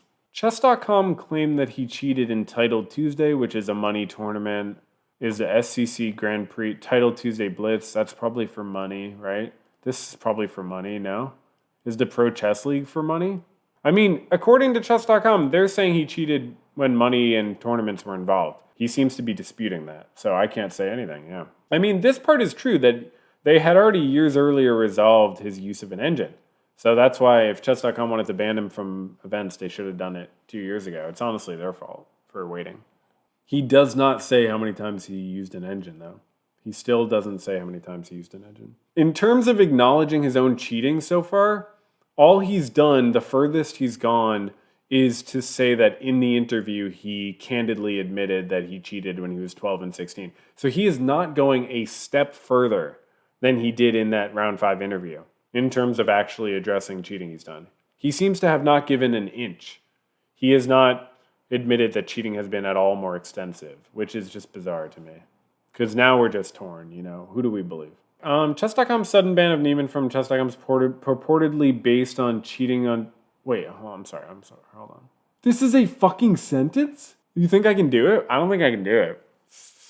Moreover, given that, even according to Chess.com, Niemann had years earlier resolved Chess.com's issues with Niemann's use of an engine during certain recreational online games, and Niemann had never done so again. Chess.com's sudden ban of Niemann from Chess.com's purportedly based on cheating on Chess.com could not be a more obvious pretext for its collusion with Carlsen and Play Magnus to destroy Niemann's reputation and blacklist him from professional chess. Oh my lord, bro. Like, what? Wordcounter.net. 70 words in that sentence. Defendants continue to defame Niemann after another match with Carlsen. On September 19th, 2022, after defendants' defamatory accusations had already been widely disseminated worldwide, Niemann and Carlsen were slated to play each other again at the Julius Baer Generation Cup. As the reigning chess champion, Carlsen could have seized upon this opportunity to redeem himself from his upset loss at the Sinquefield Cup, or put the scandal to rest by admitting that he had no reason to believe that Niemann actually cheated against him. To imply that Magnus needed to redeem himself is so funny. Or put the scandal to rest by admitting that he had no reason to believe. So you haven't... Damn! Hans didn't even give an inch. He didn't even admit that he did any more cheating than he had already admitted. Instead, Carlsen... Third typo in the lawsuit. Third typo in the lawsuit. Third typo in the lawsuit. Third typo in the lawsuit. Instead, Carlsen chose to pour more gasoline on the fire he started by resigning from his match with Niemann after making one move, another unprecedented act for any top professional chess player. By doing so, Carlsen intentionally sent another clear message to the public that Carlsen stood by his prior accusation that Niemann had cheated against him at the Sinquefield Cup. Or more than he... I mean, like he clarifies, I believe Niemann has cheated more and more recently than he has publicly admitted. He doesn't overtly say that Hans was cheating at the Sinquefield Cup. Magnus says that the game contributed to changing his perspective. That doesn't imply that he's trying to, do lawyer speak. And that the public onslaught he unleashed against Niemann was truthful, justified, and should continue. I don't know if that's a fair way to put it. As the Daily News wrote on September 19th, 2022, Carlsen, the world's best player for over a decade, abruptly quit. Yeah, okay. Yep, the news covered it. In an interview, he was asked about it. He laughed and declined to comment. Yeah, we looked at this clip on the last stream. He said, people can draw their own conclusions, and they certainly have. Why is that a boast? Not so subtle endorsement of the swirling accusations and conspiracy theories that defendants created. What? Meanwhile, Carlsen was privately disseminating his false cheating accusations to numerous members of the chess community, including chess commentator Lawrence Trent. Are you bringing in Lawrence Trent? He's really strong now. He's been training for boxing, so I wouldn't fuck with him. Moreover, to further fuel his prior defamatory accusations, Carlsen maliciously, that's like the fourth time we've seen the word malicious, or maliciously specifically, maliciously added yet another accusation into the mix by sarcastically stating, I have to say I'm very impressed by Niemann's play, and I think his mentor Maxime Dlugy must be doing a great job. Oh shit, it's Dlugy time. Dlugy. Oh my god, if Maxime Dlugy is the one influencing Hans to make this lawsuit, I'm going to be so pissed off. Maxime Dlugy is not Niemann's coach or mentor, but he said in his interview with Der Spiegel that he is. That he told a friend of Magnus's that he was more like Hans's mentor. And then that friend told Magnus, and then Magnus called him his mentor. But now Hans is definitively in a lawsuit. In a court filing, Hans is now confirming that no, Maxime is not Niemann's mentor. And has no involvement whatsoever with Niemann's training or preparation. Maxime Dlugy is a professional chess player who is rumored to have cheated in online games on chess.com. Accordingly, for those familiar with chess, falsely associating Niemann's play with Dlugy was a direct accusation that Maxime Dlugy somehow helped Niemann cheat against Carlsen at the Sinquefield Cup. Yeah, but, I mean, Maxime Dlugy has publicly talked about extensively, he's known Hans Niemann for many years. They haven't worked together. He's not Hans's coach, but they've definitely talked chess a lot and they're in contact. And I think Magnus was trying to associate them, not to say that Maxime Dlugy could have helped Hans cheat at the Sinquefield Cup, but just that they might be associated because they've both been caught cheating on chess.com. He lists his monetary losses. Oh my god, bro. You think they're going to settle for 5 to 10 million? You don't think it's just going to get thrown out? I don't know anything about court. The reporter, I think he's talking about Kaya. Well aware of the message Carlsen was sending, noted to Carlsen, you mentioned a name here. I think it's maybe a trainer of Hans Niemann that he's doing a good job, and asked if Carlsen could say something more about that. I think because you think Dlugy is helping Hans in the games. Carlsen confirmed the accusation by laughing and stating that he hoped to say a little bit more after the tournament. That's not confirming the accusation. Well, we'll see. However, Carlsen's purposeful suggestion was more than enough for Nakamura, who immediately took it to his streaming channels to fuel the next round of defamatory conspiracy theories against Niemann. On September 22nd, Nakamura played a recording of Carlsen's interview on his streaming channel and specifically highlighted Carlsen's accusation that Dlugy helped Niemann cheat against him. Nakamura stated that it's very clear why Magnus is name-dropping Dlugy. There's no doubt in anyone's mind. The reason he name-dropped is because Dlugy has been caught doing something wrong in tournaments on chess.com. Nakamura also made the false statement that, as we know now, Hans Niemann did go to Max Dlugy's academy in NYC for a short while. That statement is false because Niemann did not ever go to Max Dlugy's academy in New York City, even for a short while. Well, what did you do? What was your association with Max Dlugy? Carlsen issues a statement explicitly accusing Niemann of cheating against him and confirming his intention to blacklist Niemann from professional chess. On September 26th, Carlsen issues a statement on his Twitter account explicitly accusing Niemann of cheating. So this is this statement. As is evident, Carlsen's statement makes the factual accusation that Niemann has cheated more and more recently than he has publicly admitted, including during his match with Carlsen. Well, it does not explicitly say that. It says it contributed to changing his perspective. I don't know. Carlsen's September 26th statement goes on to make crystal clear his attempt to blacklist Niemann from future top-tier professional chess tournaments and events. By stating that Carlsen does not want to play against people who have cheated repeatedly in the past, and that he is not willing to play chess with Niemann, Carlsen sent a clear message to the organizers and sponsors of all future chess tournaments and events that if they invite Niemann to those events, Carlsen, as the reigning world champion and number one ranked chess player in the world, will not participate. What do you all think in terms of this? Do you think that Magnus Carlsen is trying to blacklist Hans Niemann? Because I understand, obviously, where that accusation comes from. It's fair to say, what are tournament organizers going to do? It's the world champion. You need Magnus at your tournament if you can get him. So, but at the same time, I do think, like, was Magnus trying to do that? Like, was his goal like, oh, I hope Hans is blacklisted from tournaments forever? I don't know. Maybe. Maybe it's way too charitable to say he was just trying to force cheaters to admit their wrongdoing. But since this has become chess drama, some cheaters have come out of the woodwork, you know? Like that Norwegian chess president stepped down. That former chess president in Sweden was accused of like losing 43 games on purpose to lower his rating to play in a lower chess league for money. So there, people have been like, so it's very charitable maybe to say, oh, Magnus was trying to shine a light on those things and this was the way to do it. But it's also very uncharitable to say, you know, what this lawsuit is saying, which is that Magnus was trying to ruin Hans's life. Yeah, I mean, Carlsen would probably play in like Tata steel chess with Hans and just resign to him probably. Until Hans admitted what he did wrong, probably. I think that would make Magnus stop, probably. By stating that at this time I am limited in what I can say without explicit permission from Niemann to speak openly, yeah, that was the weirdest line. Carlsen represented that he had additional evidence to support his defamatory accusations that Niemann cheated against him, but that Niemann is somehow preventing him from disclosing it. Both of these statements are false. No, it really didn't make any sense for Carlsen to say that.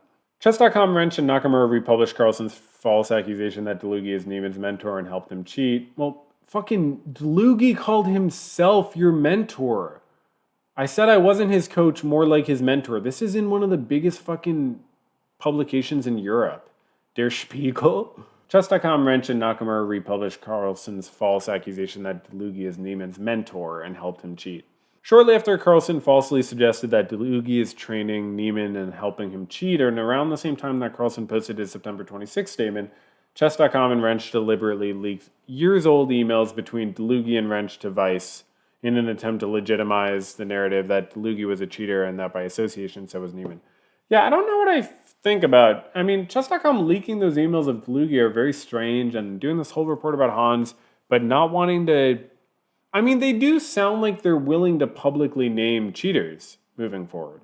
They did seem to indicate that from their blog post recently, which I covered, and it's on the VODs channel if you missed it. They do seem to say they're going to be more public about this stuff, so they seem to have learned from this, but yeah, they dropped these private emails with Dlugy, and I actually think that was really not justified. I enjoyed going through them, but it was not justified.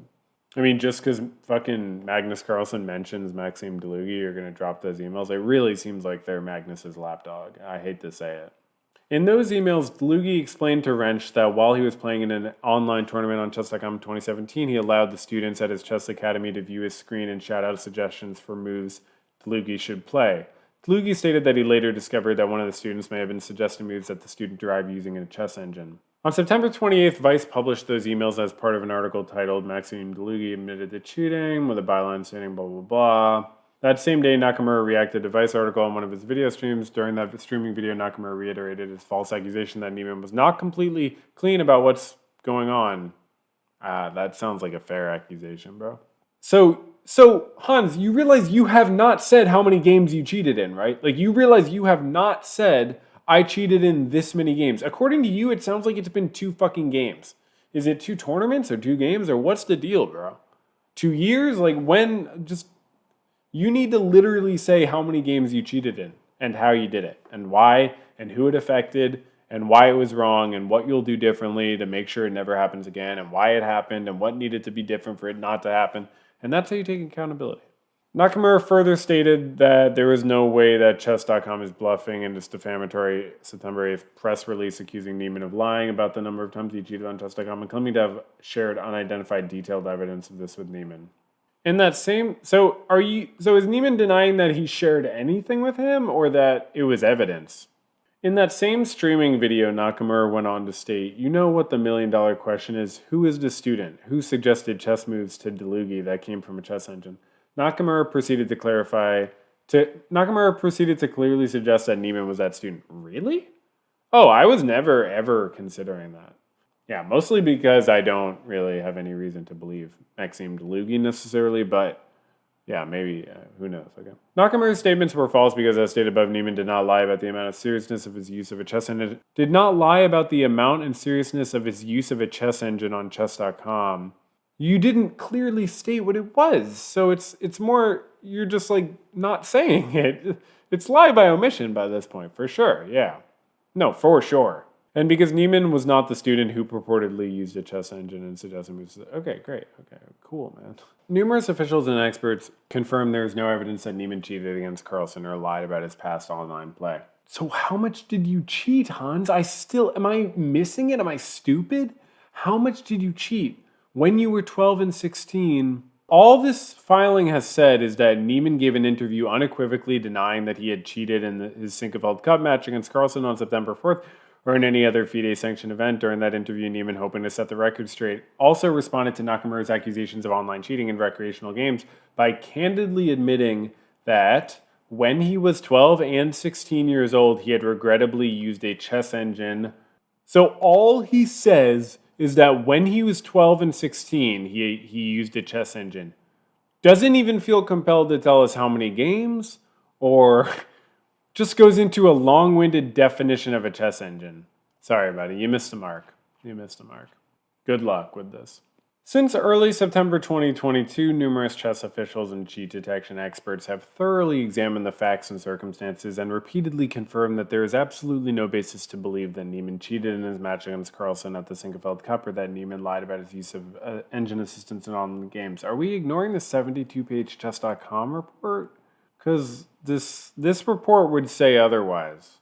For example, on September 10th, the Sinquefield Cup's chief arbiter, Chris Bird, issued a statement confirming that there was no indication that any player had been playing unfairly in the 2022 Sinquefield Cup. This includes all rounds played to date. Yeah, I believe it, 100%. Around the same time, Tony Rich, the executive director of the St. Louis Chess Club, which hosted the Sinquefield Cup, denied that there was any indication of cheating by any player during the tournament. Yeah. We just shouldn't be equivocating this with the sort of past history of online cheating, which Magnus was trying to draw attention to also. The chief arbiter said one player withdrew for personal reasons. There's no indication that any player played unfairly in any of those games. Yep. Ken Regan, who we talked about, a professor at the University of Buffalo, who's the expert, publicly confirmed there's no statistical evidence that Niemann cheated in his game against Carlsen or any other time in the past 2+ years. Yeah, do you want to talk about when that period ends, Hans? Do you want to talk about when that period ends? Because we are ready when you're ready. Professor Regan used his program to analyze games Niemann played in 106 separate events, together with online games and over-the-board games since January 2020. Professor Regan clearly and unambiguously stated that his analysis proved no evidence of cheating over the board games at all. Same is true with respect to specific Sinquefield Cup game. Yeah. Similarly, Caleb Wetherell, who runs the chess analytics website Pawnalyze, stated that it's not out of the ordinary for an upset in an individual game, especially like this, to happen, because it is natural for junior chess players to get better over time and eventually beat their predecessors. Yep. Consistent with the findings of all these officials and experts, many unbiased top chess players have stated... Yeah, so that's why your defamation claim doesn't hold up, right? Because you're saying how, Magnus did not even, change people's minds. Further confirming the lack of any evidence that Niemann cheated, FIDE itself issued a statement admonishing Carlsen's behavior and stating that FIDE is prepared to investigate the situation when the adequate initial proof is provided. Yeah, I wonder what's going to happen with FIDE. At first, when I saw this news today about the court filing, I thought it was a FIDE investigation, but it's fucking court. Okay, now we're getting into chess.com's 72-page report. On October 5th, Niemann was scheduled to begin competing in the U.S. Chess Championship tournament, which, due to defendants' repeated defamatory accusations and blacklisting, is quite possibly one of the last competitive chess tournaments in which Niemann will ever be allowed to play. I don't know about that, buddy, dude. I really don't know about that, man. Niemann desperately hoped to be able to compete in that tournament, deliver an impressive performance, and lessen the blow of at least some of defendants' defamatory accusations.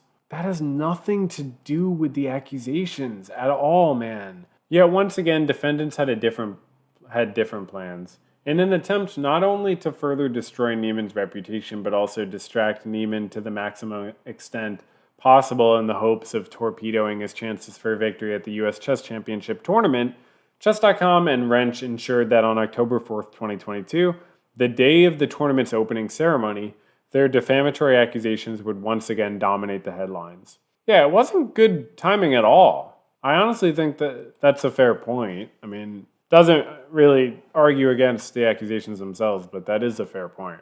First, at approximately 3:30 p.m. on October 4th, the Wall Street Journal published an article that chess investigate. Yeah. Wall Street Journal had like the first article on it. Contrary to the legitimacy connoted by the article's inflammatory title, the investigation referenced therein was nothing more than a one-sided, self-serving, and defamatory hit piece produced entirely by Chess.com, which Chess.com maliciously leaked to the Wall Street Journal to fuel the spectacle of Carlsen's cheating allegations on the eve of Niemann's potentially final competitive tournament. Well, I mean, to play devil's advocate, Chess.com was under their own pressure. They had to justify what they had done and what Hans had called them out for publicly, but I agree that it was bad timing, but Chess.com got themselves into that terrible situation where they had to do that, basically. Hours after the Wall Street Journal published its article and created a frenzy within the chess world and the media at large, Chess.com published on its website the defamatory report, which they're going to call the defamatory report. I don't think you're supposed to do like such subjective things when you come up with like a legal nickname. Like Chess.com's defamatory September 8th press release, which was tactically made in conjunction with Carlsen's accusations that Niemann cheated over the board, Chess.com's defamatory report falsely claims that Niemann cheated much more than he has publicly admitted to, including in many prize events, at least 25 streamed games, and 100 plus rated games on Chess.com as recently as when he was 17 years old. Chess.com and Rensch knew that the defamatory report is false because, among other things, it accuses Niemann of cheating in games where he was streaming, i.e. with both his face and his computer screen visible to the public. While Rensch previously admitted to Niemann that he knew Niemann had never cheated in any games played while streaming. Wow.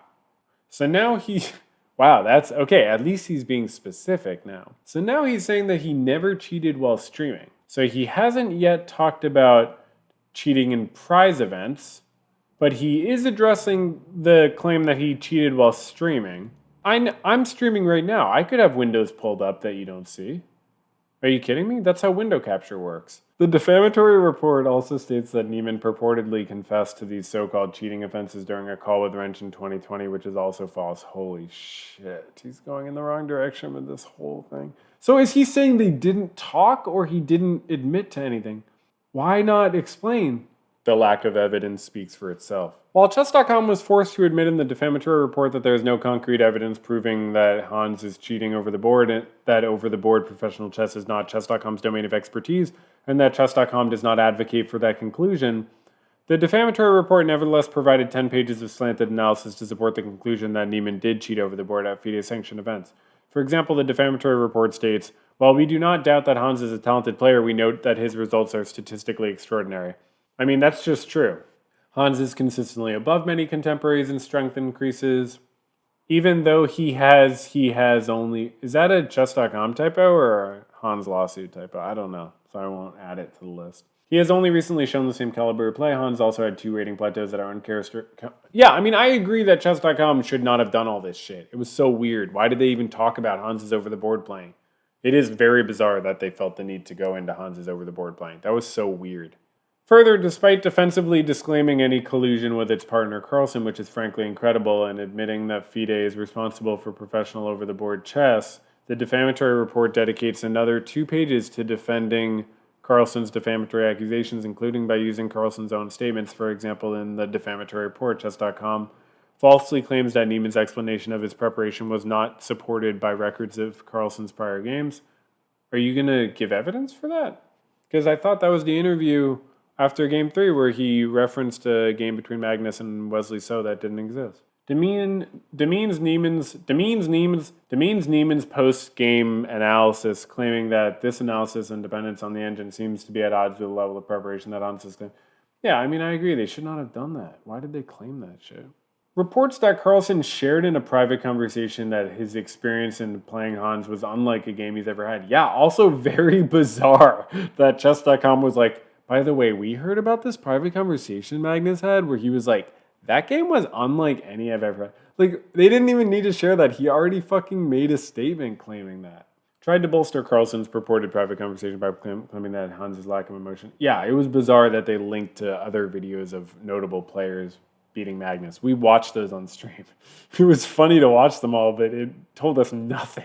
claims that the game and the surrounding behaviors and explanations are bizarre. Highlighting that the defamatory report is nothing more than a false and malicious hatchet job on Niemann is that, as set forth above, its self-serving findings are directly refuted by exhaustive analysis from Professor Ken Regan, the world's foremost expert on cheating in chess. Ken Regan didn't look at the same games that they did. Ken Regan didn't disprove all of Ken Regan's stuff was post 2020, and all of Chess.com's was before. In fact, after Chess.com published the defamatory report, Professor Regan directly discredited the false accusations made against Niemann in that document. Really, what was the quote? Likewise, contrary to Chess.com's self-serving contention that it merely wanted to ensure the integrity of the 2022 Chess.com GCC, CGC, Chess.com allowed several players who had previously been banned from online chess for cheating in high-profile events to participate in that tournament. In fact, Sebastian Feller, a European grandmaster who was caught cheating at the 2010 Chess Olympiad tournament and subsequently banned from participating in FIDE-sanctioned events for nearly 3 years, is currently playing in the same tournament as Carlsen, the 2022 European Club Cup, with no objection whatsoever from Chess.com or Carlsen. Likewise, Magnus recently played a FIDE-sanctioned game against Parham Magshadolu, who was also banned for Lichess for cheating. Fourth typo in the lawsuit. Fourth typo in the lawsuit. Fourth typo in the lawsuit. Fourth typo in the lawsuit. Who was also banned for Lichess.org for cheating. Apparently, Carlsen only reserves his protests for those who have defeated him and threatened to undermine the financial value. God damn, this is ridiculous, bro. Nakamura endorsed Chess.com's self-serving accusations as true by among others. Yeah, of course Chess.com was doing self-serving stuff. Yeah. Nakamura stated, among other things, the fact that Niemann has cheated in these tournaments, Title Tuesday 1, 2, 3, I mean, to me the Title Tuesdays are bad as is, but when you see that he's cheated in the Pro Chess League as well? Nakamura then tactically weaponized the defamatory report to further defendants' efforts to blacklist Niemann from professional chess, stating, what happens with the U.S. Championship? Because honestly, I feel like there's a real chance that now that this has dropped, you could have top players in the event say they're not going to play against Hans. Yeah, that's not Nakamura saying that Hans is going to cheat. That's him saying players might be uncomfortable playing Hans. Defendants' defamatory accusations have destroyed Niemann's life. Oh my god. Oh my god, bro. What? Hans, it's going to be fine. It's going to be fine. Just admit to all the cheating you've ever done, and then you can still have your cocky, confident personality. You just still have to admit things when you do things wrong. You know, you don't have to stop being Hans, but you can't just Hans your way through taking accountability. You do have to actually do that. And yeah, he mentions that Feller grandmaster, maybe that Feller should be allowed to play. Maybe I don't believe in lifetime bans. I mean, yeah.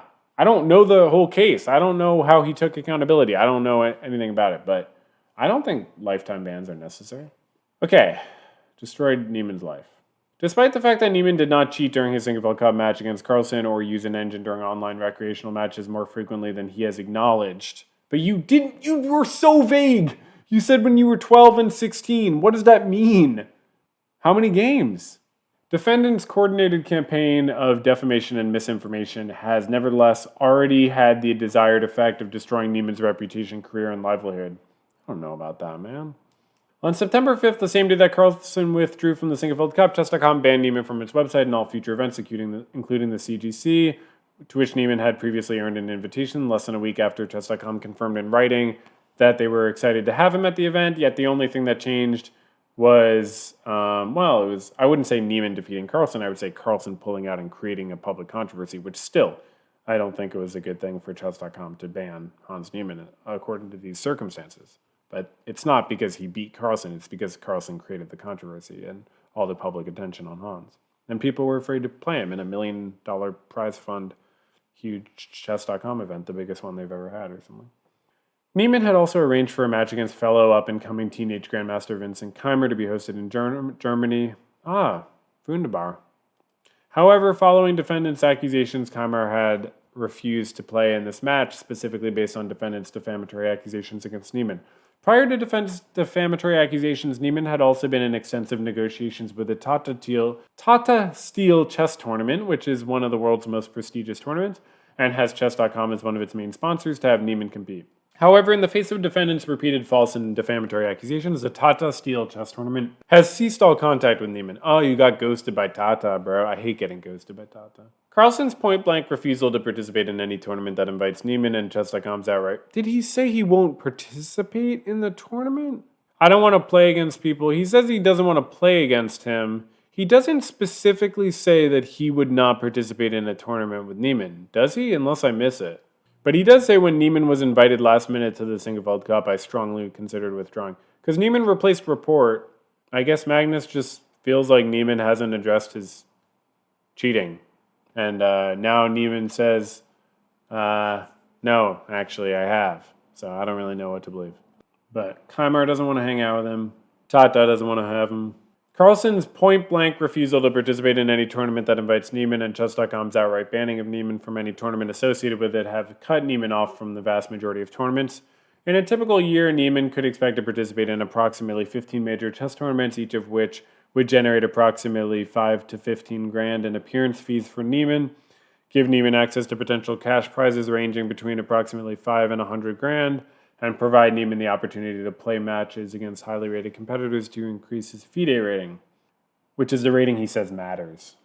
Chess.com rating doesn't matter to him. By being excluded from these tournaments, Niemann has lost any opportunity to obtain any appearance fees or cash prizes, as well as the ability to improve his FIDE rating. By banning Niemann from online chess platforms, which defendants monopolize, Niemann's streaming career has also been destroyed. It's been hurt, that's for sure, but he's pretty famous. I mean, if he did a live stream right now, you know how many people would be watching? No, I mean, I shouldn't make light of it. I don't know how his life has been affected, frankly. In fact, Niemann cannot even obtain employment as a chess teacher at a reputable school now that his reputation has been destroyed by defendants' lies. I have a hard time understanding how that's true, but okay. First cause of action, slander against all defendants. Niemann repeats, reiterates, and realleges each and every allegation as contained in the above paragraphs with the same force and effect as if fully set forth herein. Defendants published and repeatedly republished false and defamatory oral statements accusing Niemann of cheating during his match against Carlsen and in other unidentified competitive chess games and lying about cheating in the past, as set forth more fully above.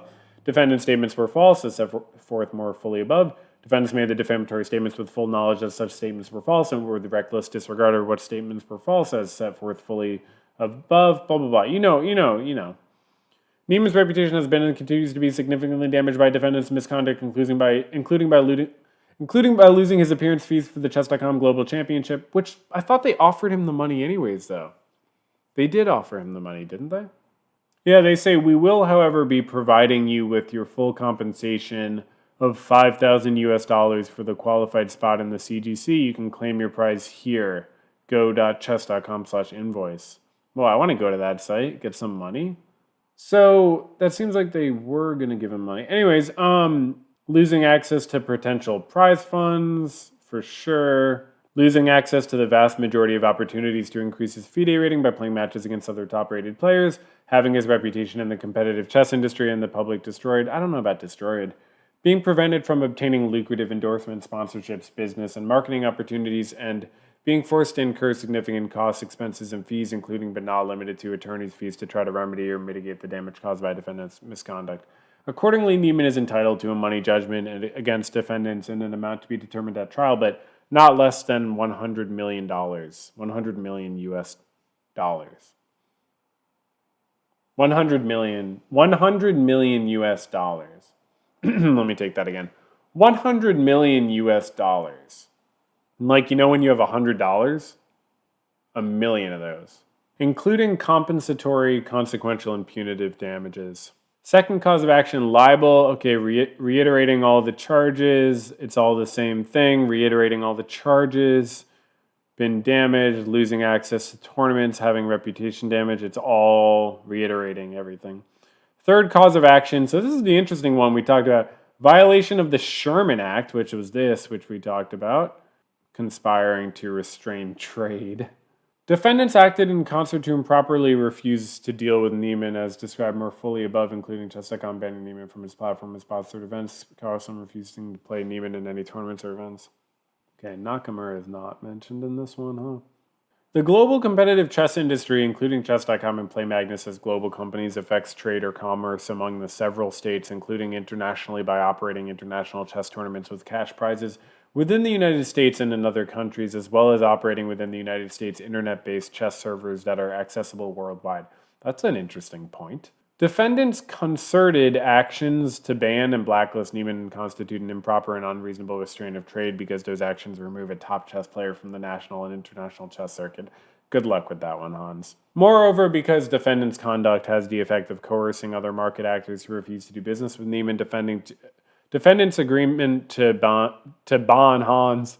Defendants' agreement to ban and blacklist Niemann is a per se improper restraint of trade. Defendants' conduct has caused and will continue to cause substantial monetary damage to Niemann by including but not limited to preventing Niemann from participating in chess tournaments that award appearance fees and monetary prizes, as well as preventing Niemann from obtaining lucrative endorsements, sponsorships, business and marketing opportunities, and otherwise making a living from his skill at playing chess.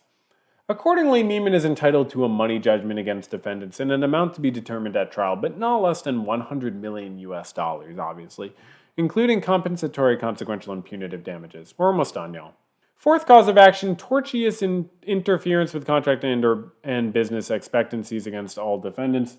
Okay, so repeats and reiterates, losing opportunities, tournaments, match against Kaimar.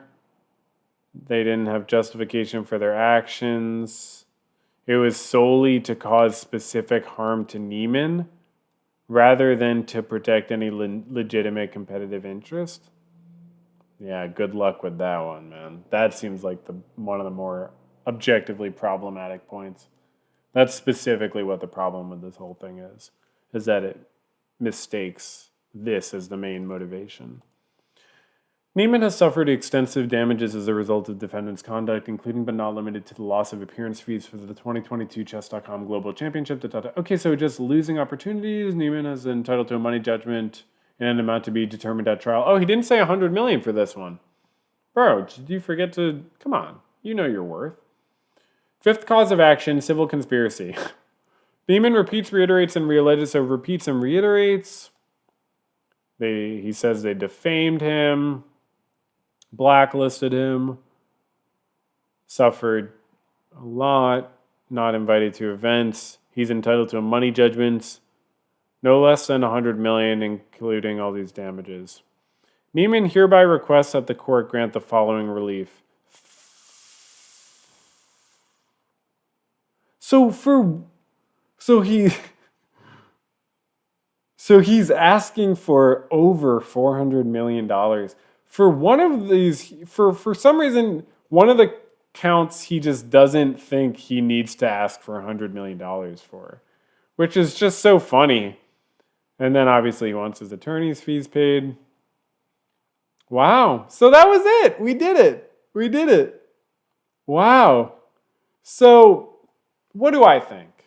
I mean, okay, so as I said from the beginning, I do not think that this was a good idea. If I was Hans, I do not think I would have done this. I don't think it was a good call. I respect his right to do it, and we'll see what happens. I think even if he's successful, I think this is going to harm his career more than just not doing this. But again, it's not the end of the world. His career is not destroyed. It's going to be okay. But I do wonder if this was the right call. This seems like an escalation that I would be concerned about if I was Hans. I would wonder, is this going to make things spiral in the direction I want them to, or not in the direction I want them to?